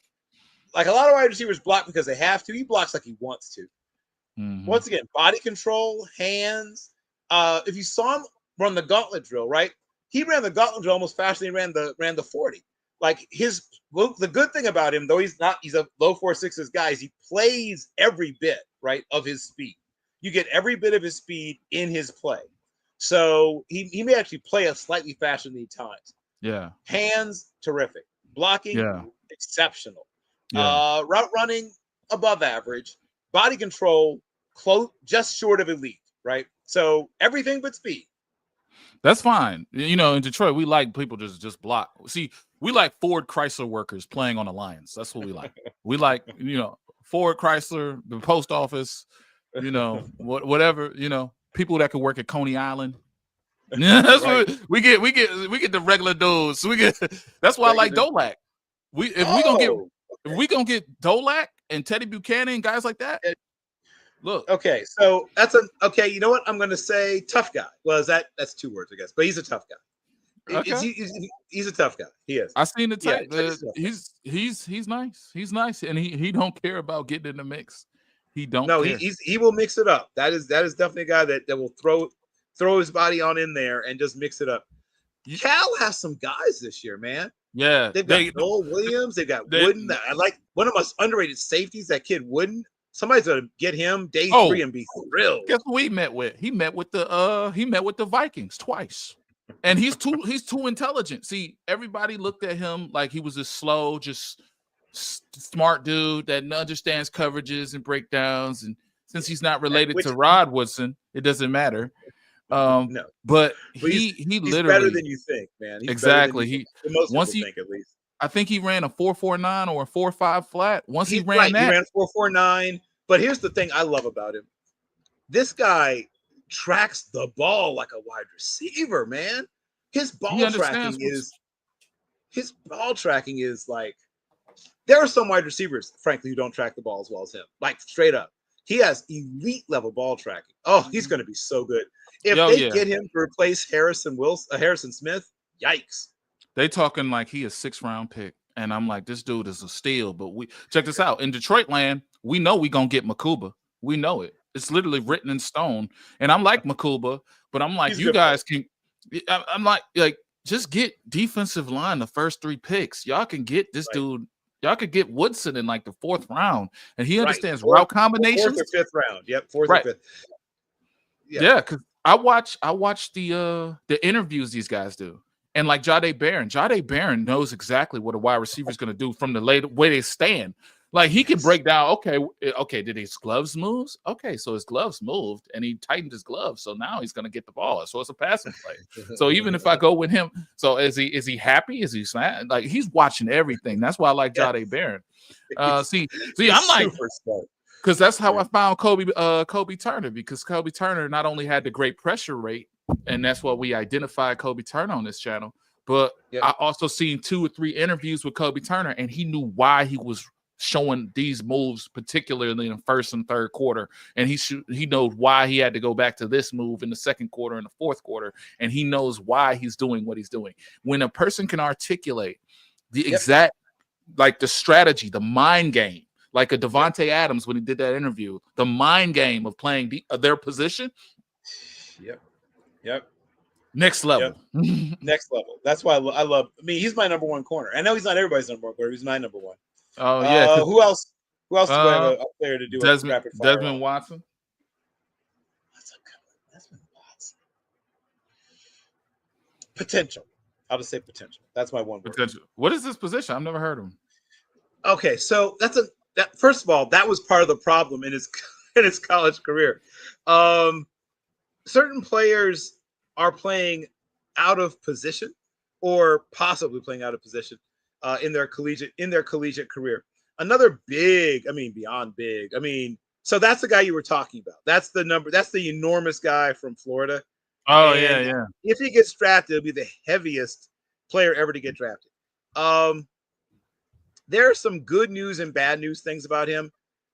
the biggest issue is number of snaps, right? The biggest issue for him is number of snaps. Can he play more than a quarter of the snaps? Now he managed to slim down. So the heaviest player who's ever since the modern weight, since we actually have official weights, was 387 pounds, right? The heaviest player who's ever actually been, drafted in the modern era when we actually have verifiable weights. So he would be the heaviest guy by quite a bit. He's so big.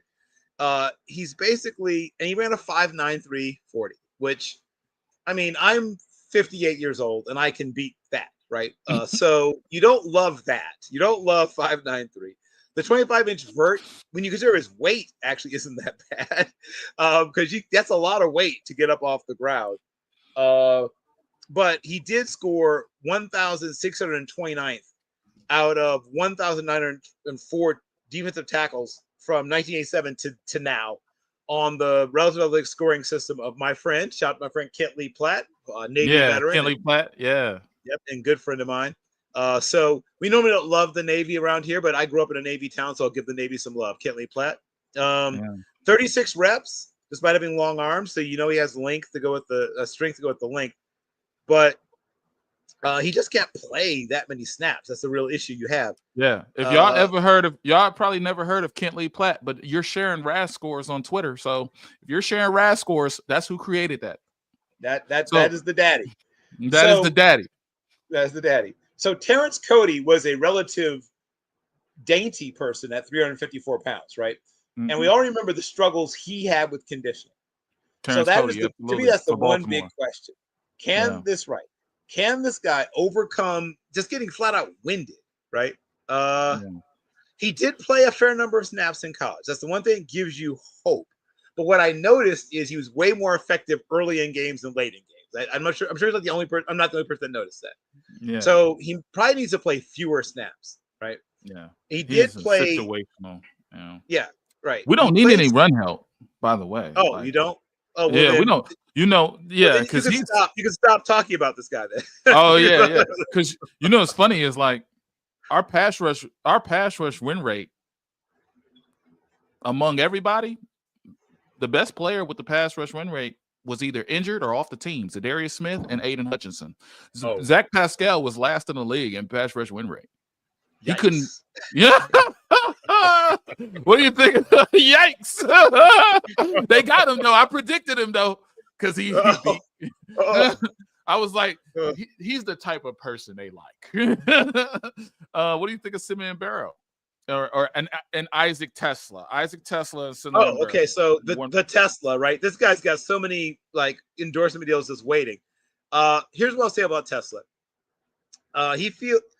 Rams, right? There's you want a one-word answer for this? Rams, right? Rams. There's your one-word answer. Rams. Oh wow! The Rams gonna draft him. The Rams will draft him. Yes, there's your one-word answer. Rams. He is now. He's not as athletic as he tested. He's one of those guys that the testing isn't the player you're getting, but he's essentially what I call possession plus receiver. He gives you a little more than possession, but if you look at his testing, you think he's a deep threat. He is not. But he is a big-bodied receiver with good hands. He's a willing special teams guy, a pretty good blocker. In fact, a pretty. I'd say not quite Pat Bryant. Doesn't block pissed off like Pat Bryant does, but he's a well above average. Like he's a good, solid blocker. And if you give him a runway, he can get up to that speed. But you don't see that speed so often because they don't give him the kind of routes where he gets to build up to that kind of speed. Right. But is he capable of running really fast? Yes. But he hasn't been asked to run the kind of routes where you get to see that kind of speed. And he's probably going to be treated like a possession receiver. I meant to ask you still keep up with the Colts? The Colts still reach out to you? I talk to the Colts every now and again, yes. Okay. Like this period? Yeah, I've talked to one or two people who are around the Colts organization. Did you have a Colts specific question? I just want to know what they're doing at quarterback because I don't know, what they got going on. Obviously, they're very much hoping that Anthony Richardson blossoms. because that saves everyone's job, right? If he's good this year, we don't have everybody doesn't have to get fired. Daniel Jones is obviously there to put a little heat on him, right? To that'll maybe help him to focus. But you don't want to start Daniel Jones. I promise you, that's not why they brought Dan. They didn't bring him in to win the job. If he wins the job, once again, people are going to start. That's the worst quarterback. Well, in the league. If he wins the job, it means that you got to start brushing up your LinkedIn and like polishing up some things. Well, the resume ready. You're going to be interviewing again, right? If Daniel Jones is your starter more than 50% of the year, you're going to have to start working on get ready for interviewing. I'm sorry. If I was a coach in the NFL, Sirian Barrio. What do you here's what I like. I thought I was going to be asked just about big name players. I love that you guys dig deep. This is awesome. So fun fact, he's named after the high school that my lovely ex-wife attended, the Wolverines of Simeon Career Academy. He is named after Simeon High School. Or Simeon Rice, who's named after Simeon High School. Either that, maybe that's actually how it worked out. But Simeon Rice is a Chicago kid named after Simeon High School. Once again, another powerful This is just a black guy. and mild. That's just a cigar. Yes. Okay. Right. Yes. Another guy who plays with power, right? So I know you guys are liking guys who play with power. There's another guy who wins when he wins with power. He is capable of carrying 300 pounds, but he's slimmed down, probably to run at the combine or whatever. But he's played over 300, but he was in the low 290s most recently. Mm-hmm. Things you like about him. Once again, another classic 3-tech, but you could play him other places as well.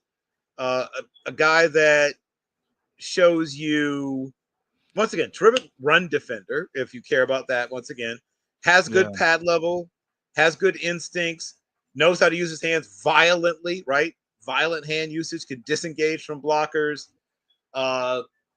cares about the game a lot, right? You could tell this guy cares about football, cares about the game. He'll jump in people's faces at times when he thinks he needs to, not afraid to confront his teammates if he thinks that's what needs to happen. Sound like a lion already. Yes, right, exactly. He'll never be a great pass rusher, but occasionally will flash some pass rush. His body type doesn't match his pass rush moves. Like he's a powerful player, but he tends to have finesse-ish pass rush moves. It's like he lacks a little self-awareness, maybe about what pass rush moves he should throw. Pascal like that. He thought he was finesse, and he was this strong rusher all this time. But yeah. So he needs to learn more and different pass rush moves. He can become a really good pass rusher on the interior if he, like I said, becomes more self-aware. So if your coaches are good at identifying guys' strengths and weaknesses and getting them to lean into their strengths, he'll improve as a pass rusher.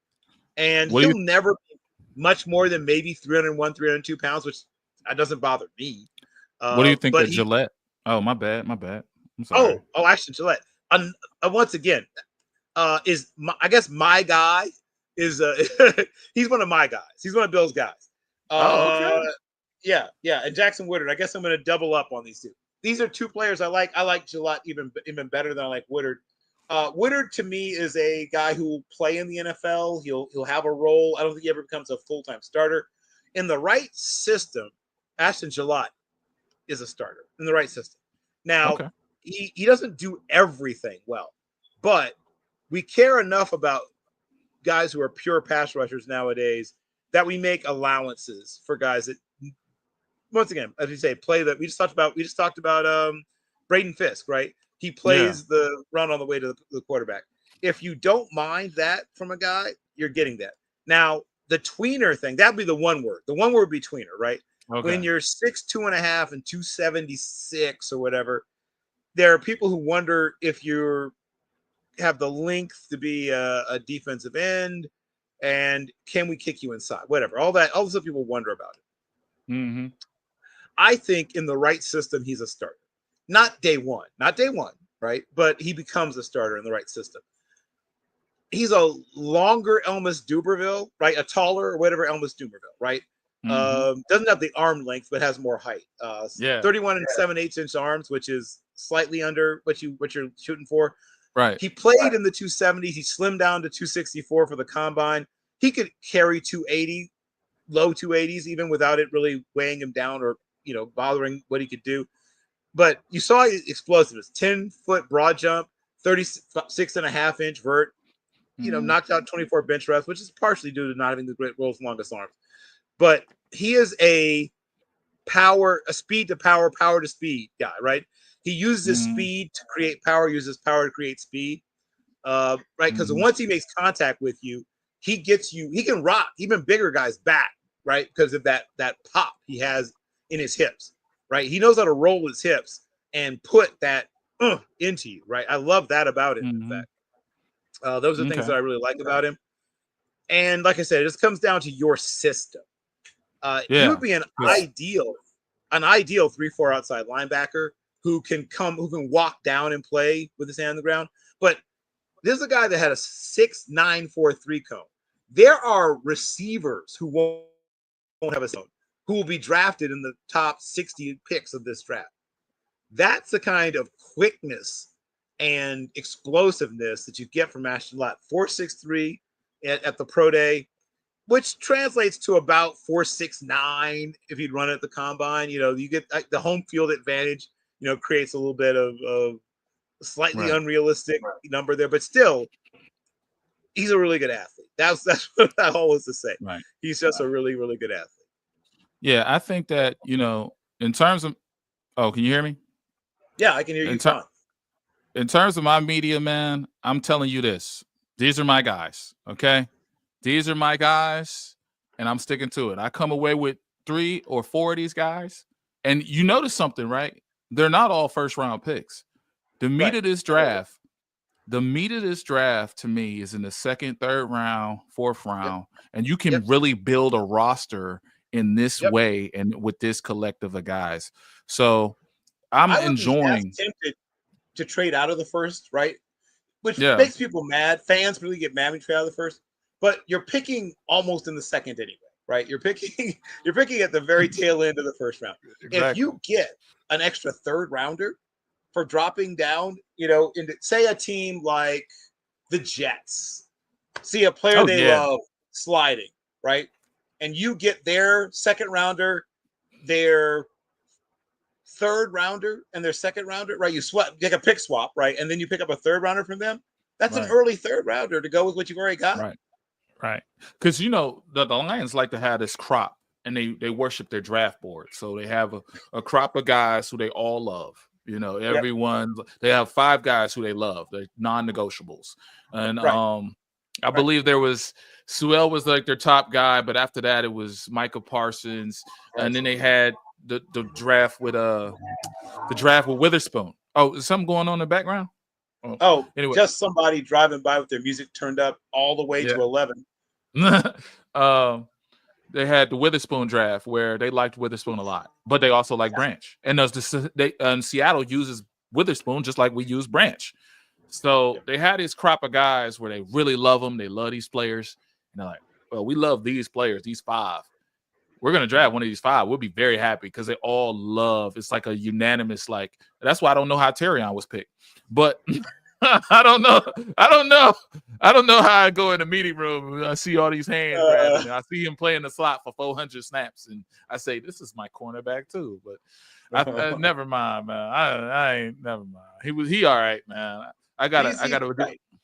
He's all right. He's always gonna be all right. Is there anybody else that you want to do the rapid fire stuff with? What's funny? A Bears fan has asked about Ashton Jeanty, and I got to get your opinion on this because so I won't do rapid fire with Ashton Jeanty because that's not played really rapid fire with. Here's what I will say: he's an 80-something percentile guy in everything that you know about except time speed because he refused to be timed, right? which tells you something. When a guy's a healthy scratch from running the 40, it means that he wasn't going to run a super fast time. Fast guys want to run, right? Fast guys want to show off. That's built into you. People have genetic speed, also have genetic desire to show it off. So he was probably going to run in the mid 4.5s. Guess what? Walter Payton ran in the mid 4.5s. A lot of the great running backs ran in the mid 4.5s. I don't have a problem with him running in the mid 4.5s. That's probably what he's going to run. We'll never know for sure. Aaron Jones, right? If he ends up being a larger, slightly larger version of Aaron Jones, right? Where he's got a little more power than Aaron Jones, but similar otherwise, you're happy with that, right? If you get basically just a slightly larger version of Aaron Jones, I think that's what he Aaron becomes. Jones. He becomes a Yeah. slightly larger Aaron Jones. So if it's a 2-word answer, my 2-word answer is, well, 3 words: swole Aaron Jones. If you like I love him in, swole Aaron Jones, there's your I guy. love him in gap scheme because they played a lot of that. They played a lot of duo, and when they and his like his intelligence, and then the fact that he can like stop not on a dime, but it's like he slows down on a dime, and then he gets this pop, and then he still holds the same strength moving forward. I'm like, oh snap, because I had to look at Jamari Caldwell, so I looked at Jamari Caldwell just in case we go with nose tackle, because look, DJ Reader got 1 year left, so I need to have the wherewithal of everybody, and I'm telling you, man, I like Jamari and what's his name. I like those 2 Oregon guys, but they need each other. It's weird. It's a weird relationship. Yeah, you're talking about Birch and Birch yeah. also. No, I'm not talking about Birch. I'm talking about the other what's tackle. the other? You're talking about Harmon. Harmon and Caldwell need each other. They need each other because their weakness is their strength. Because Jamari gets there, but he doesn't get home. And the other guy, he just gets blown up sometimes. But he's like all or nothing. Harmon is a really good athlete, but he definitely doesn't have quite as much, ballast as you'd like. Like he can get ragdolled at times. Yeah, I'm with you on that. Yeah. So I like Birch because Birch plays this almost like 5-eye, 4-eye, like 7, 9. Like he can go inside the tackles, inside shoulder, and he can go outside and get pressure. So that's intriguing to me. Yeah, and you said Birch. I would love to have him in Pittsburgh, right? Because we need to we're about to have a changing of the guard at some of our key positions on defense, and I think he would fit well in what we do. Oh, you don't think you'll have a change in the guard at coach or a front office? People have been saying that for a while. Well, I mean, I don't think Omar Khan's going anywhere anytime soon. And I mean, I don't know if you've heard, but the Steelers don't believe in turnover. Mr. Spirit of Detroit. That's not something they really do. Well, so God bless y'all. I think all those people who keep predicting, like the last 3 seasons, there's all these. It's a good way to get a cheap article knocked out, though. Where could the Steelers go? At blah blah. At next year. It's always next year. Okay, yeah, Tomlin's going to get this year, but what about next year? Tomlin will be coaching when we're all dead. Look, I'm going to throw a jab. It's not at you because I respect you a lot. I'm going to throw a jab. My worst fear is being y'all. First round knockout. That's my first. Going 9-8, 10-7 every year and getting knocked out the first round of the playoffs. Yeah, that's welcome to my nightmare. The Lions going to do it worse. They're going to be first seed. They're going to be like the Dallas, the first seed, explosive, on the ESPN every week, every day. And that's my worst fear, is being so relevant and then getting to the postseason and not being relevant enough. That's my worst fear. What do you think of Jack Sawyer? There's only one Jack in the draft. There's only one Jack. He went from the first round to the second to the third. So if I said like somebody was like a poor person, not poor, but like Timu. So Sam Hubbard is Timu Jack Sawyer, right? So now you're getting the Abercrombie and Fitch. I don't know what's a good way to put this. Calvin Klein. You're getting the Calvin Klein version of Sam Hubbard, where everything's a little more bespoke, a little more custom tailored, a little better, right? He's better in every way, a little stronger, a little faster, a little bit. He's not an elite anything, right? Yeah.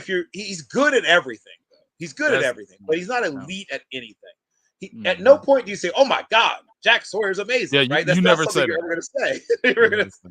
But if you love the Kyle Vanden Bosches of the world, if you love, right, man, that guy is solid. Do you love the word solid?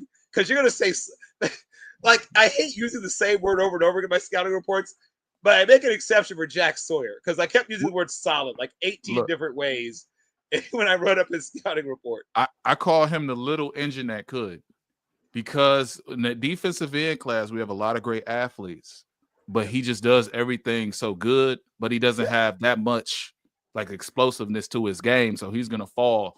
So I think he's worth 28, but if you could trade back and get him the first pick of the second round, I think that's worthy. He's worthy of the first pick of the second round. He's going to go somewhere in the second.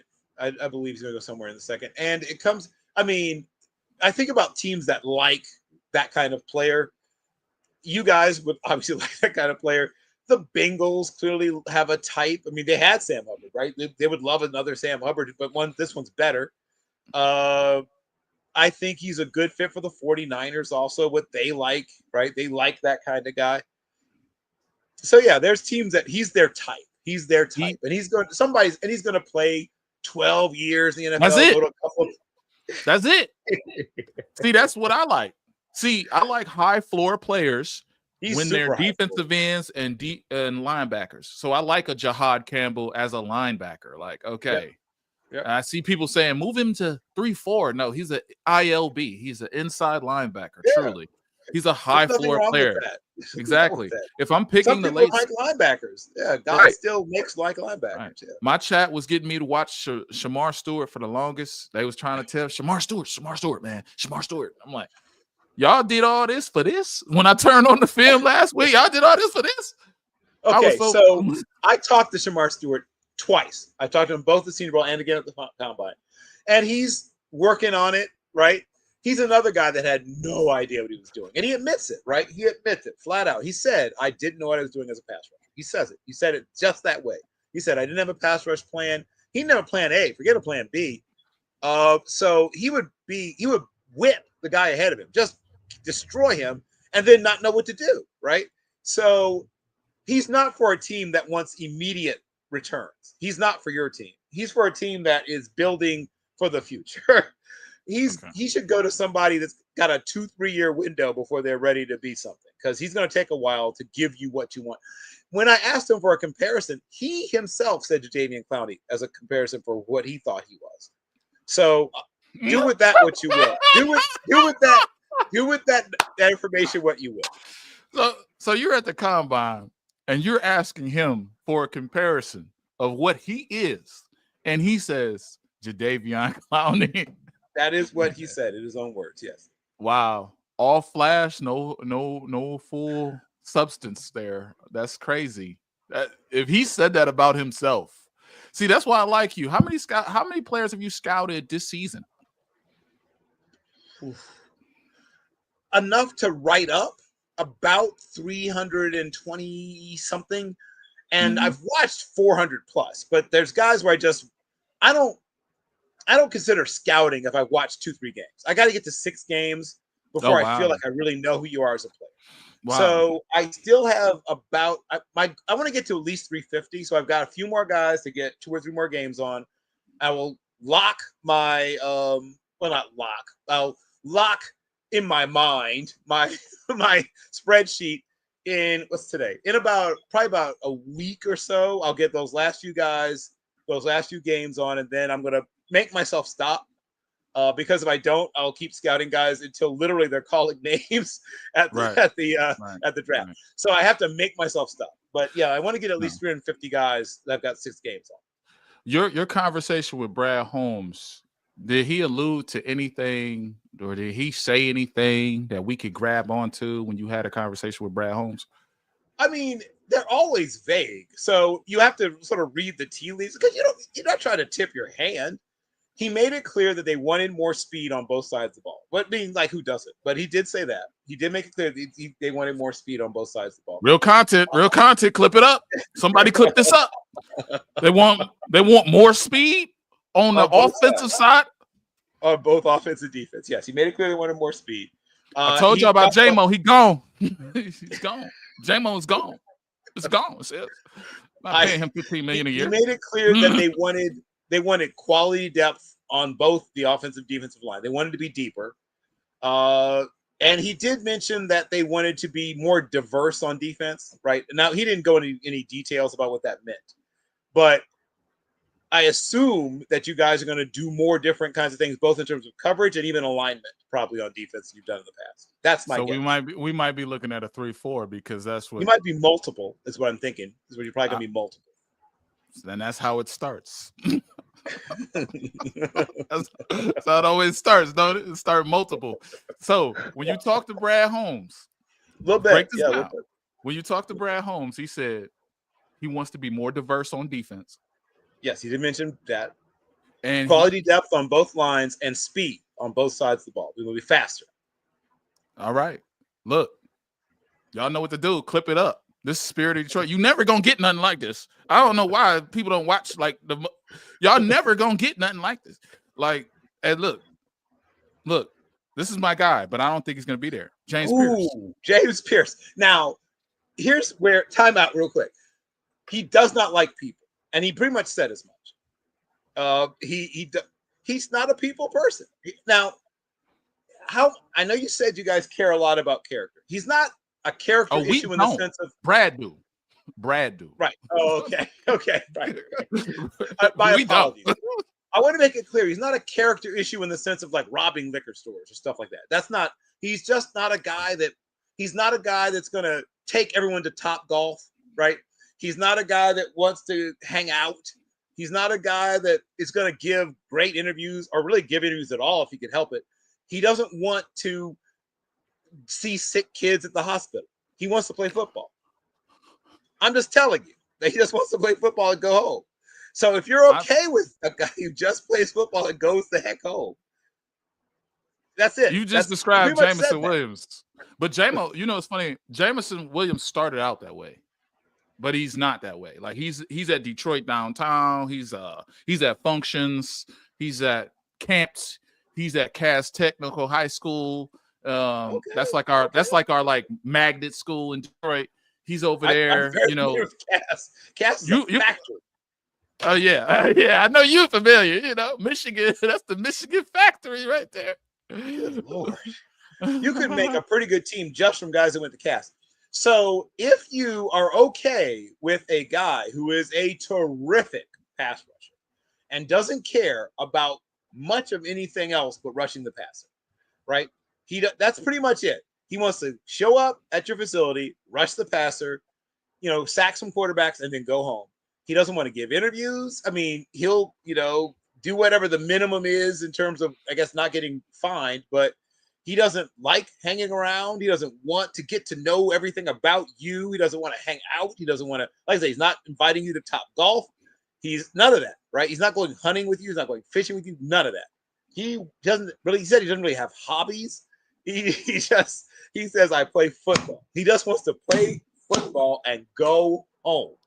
And that's where the character issues come into concern because he's not a people person. So how will he deal with fans?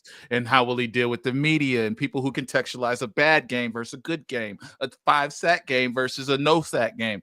So I could see when they say character issues, they got to have a DEFCON 5, a DEFCON 1. They gotta have some character. Oh, he's a DEFCON 2. The only stuff legal wise that he has is he has 9 unpaid parking tickets. He parks where he wants to. He doesn't care about that for whatever reason. So he'll park wherever. If it's a tow-away zone, if it's a whatever, he just parks. So he has 9 unpaid parking tickets from his time in college. But he's not a guy who's beating up women. He's not robbing liquor stores. It's not like that. He just doesn't like to be around people that much unless he's playing football. And then he wants to just go home. Yeah, that's it. Football, home. I mean, y'all heard it here first on the Spirit of Detroit podcast. We got it down to the science with Bill Carroll. Okay, we got it down to the science. I'm gonna only hold you for 7 more minutes. I got 7 more minutes to spare. Hey, look, this is great. We got the character issues out the way for James Pierce. Oh, you don't like people? Me neither. You know? Okay, I work for the federal government. I can't like nobody right now. I can't like nobody. I don't like what?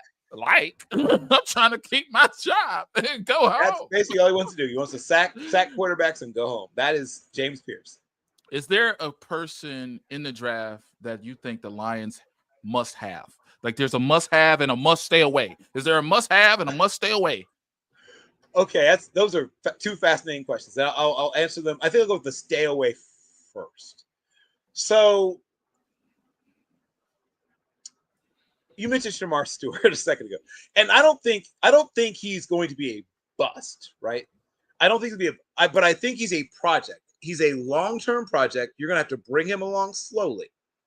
And I think what you want is someone who's going to immediately come out and at least give you, even if there's a part-time player, immediate production. So as much as I like the player's talent, his talent is, I mean, he might be the most physically talented player in the whole draft. He's only one of the top 3, up with Imamori and a few other guys. He's one of the most talented players physically in the whole draft. But he is a long-term project. So I'm not trashing his potential, but he doesn't make much sense for we're trying to win right now. He doesn't make much sense for you. And if I'm in that draft room and you talked about depth. You found your number 1, or your number 2, right? Your number 2 to Hutchinson. You found that guy. You got Ezeraku or someone like that already. And then it's late in the 5th round. And you're just sort of twiddling your thumbs, and Colin Oliver is still there. Listen to me now and hear me later, as the Hans and Franz guys used to say. There will not be a better, somewhere in the 170s, 180s off the board guy they're going to find than a guy like Colin Oliver. He is a pure pass rushing specialist. So you may not get anything else out of him really than pass rush. But you bring that guy in your special package where you just put 4 pass rushers, line up, and just go. He's going to get you, even as a guy that plays 20% of the snaps, 22.5% of the snaps, might get you 6 sacks, right? This is a part-time player. He's that kind of pass rusher. I would love to have him. He's the kind of guy that ends up falling to teams like the Eagles, and you're running like, how does this keep happening, right? He's that kind of player where you're mad later that he goes to a team that just sort of, even as just a part-timer, he's just wrecking your game plan. He is just for development of knowing how to use his moves and when to set them up. He's as developed as any pass rusher who's going to go in the top 50 picks. He's just smaller, right? He's just in this big. He's 242 pounds and, almost 6'2". So he's just not as big as some of the other guys, but he's got everything else. He's explosive and powerful and very developed. You were instrumental in, I have to thank you because you helped my perfect score in 2022. So when I found Malcolm Rodriguez, I heard his name a lot during the combine, and I found Malcolm Rodriguez. To put him on my board for the Lions, I had to come to you and say, all right, can he play zone? Because we need a zone linebacker. Because that tackling machine, we had Jamie Collins coming off 100 tackles, and he was nobody.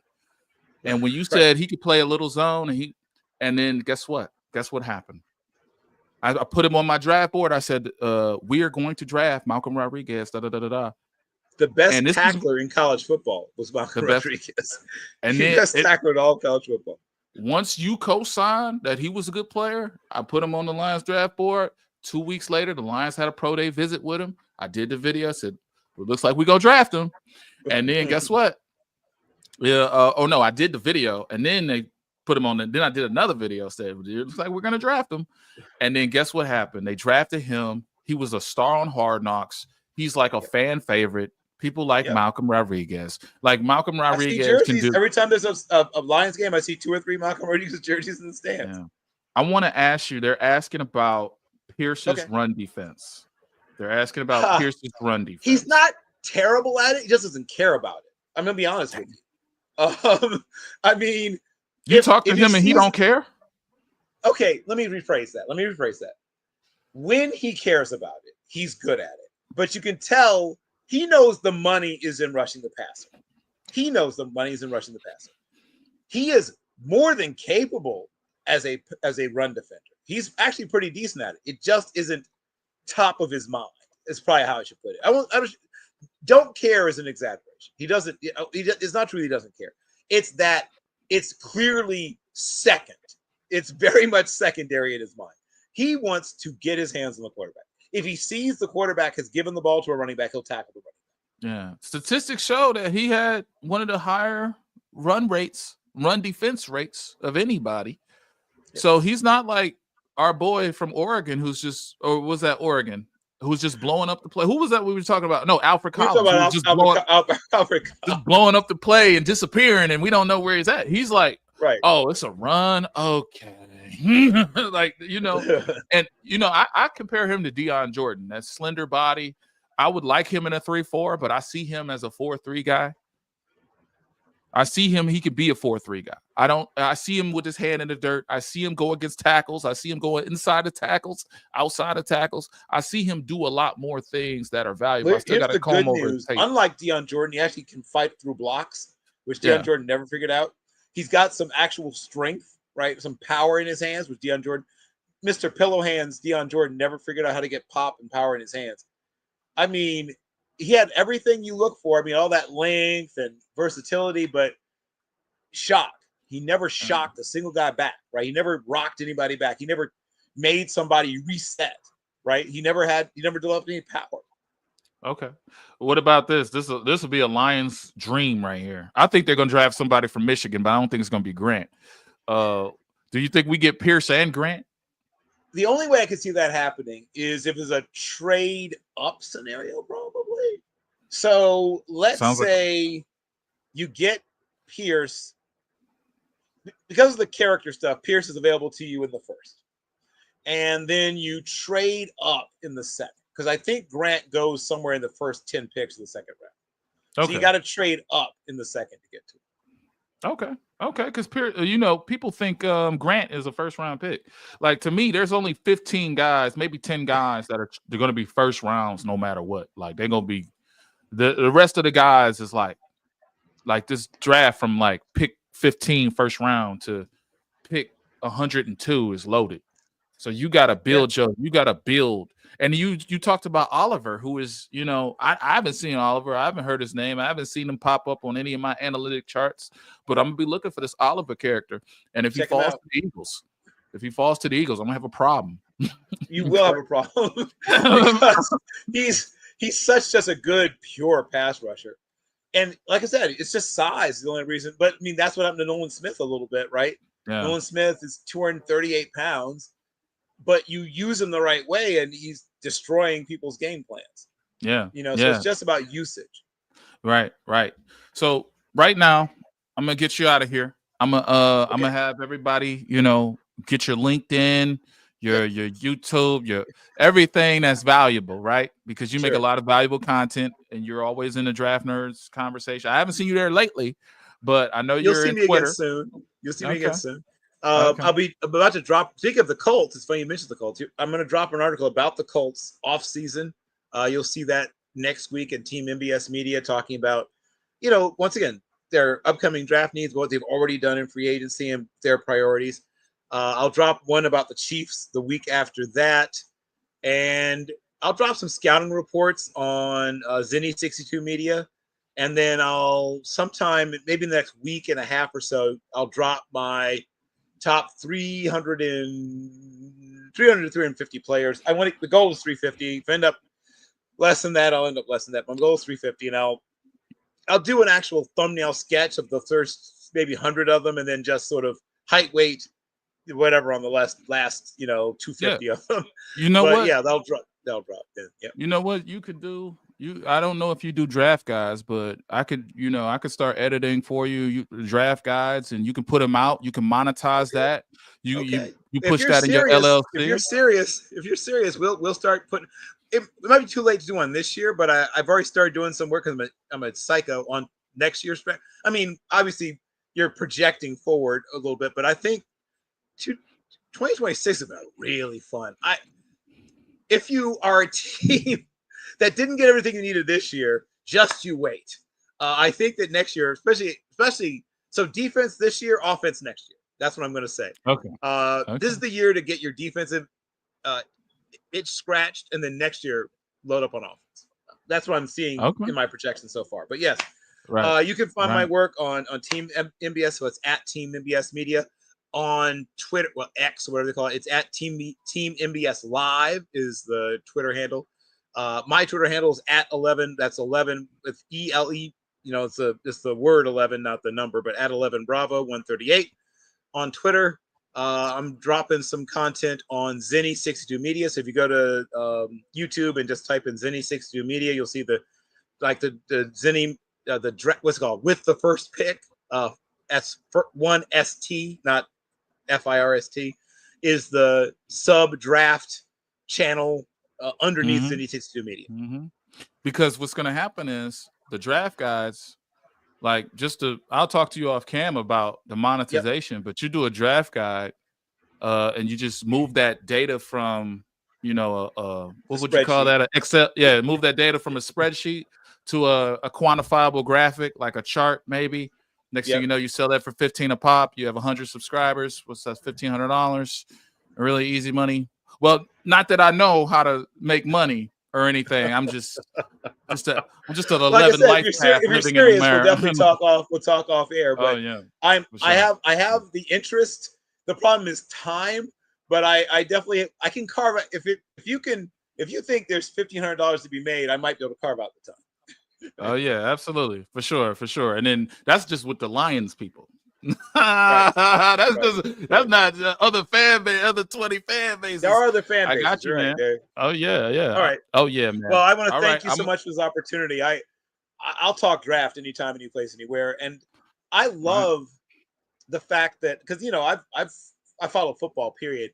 And, I saw the tragedy that was Billy Sims' career, right? A guy who was headed to the Hall of Fame and, unfortunately his career cut short. I remember watching, just so many great players cycle through Detroit. And, now it's coming together, right? If this year or next year you guys win it all, well, two things will happen. One is it'll shut up 31 other fan bases, which will be satisfying, I would assume, right? To take yourself off that list of franchises that never won a Super Bowl. But this is a deserving fan base, right? I've never met a Detroit Lions fan I met who wasn't for real, right? I mean, you might get some bandwagon fans now, I guess. I guess maybe that's changing. But all the fans I met of the Lions to this point were people that had invested blood, sweat, tears, a lot of tears particularly, and they earned it, right? Like, they earned it. Like, when they hoist that Lombardi, those people deserve, like, it should be, first of all, like, everyone should have the day off in Detroit. That should be just a day off, right? The day after they win the Super Bowl should be a day off. No one works, right? We'll bail everybody out, like food. We'll bail you food. We'll bail you whatever. Here's a medical kit if you hurt yourself. Just stay at home. Just stay at home and drink. Right? Because that's what you're going to do anyway. Don't even bother going into work. Right. It's National Hangover Day. It's National Hangover Day in Detroit. Because you guys deserve it, man. You really do. Yeah.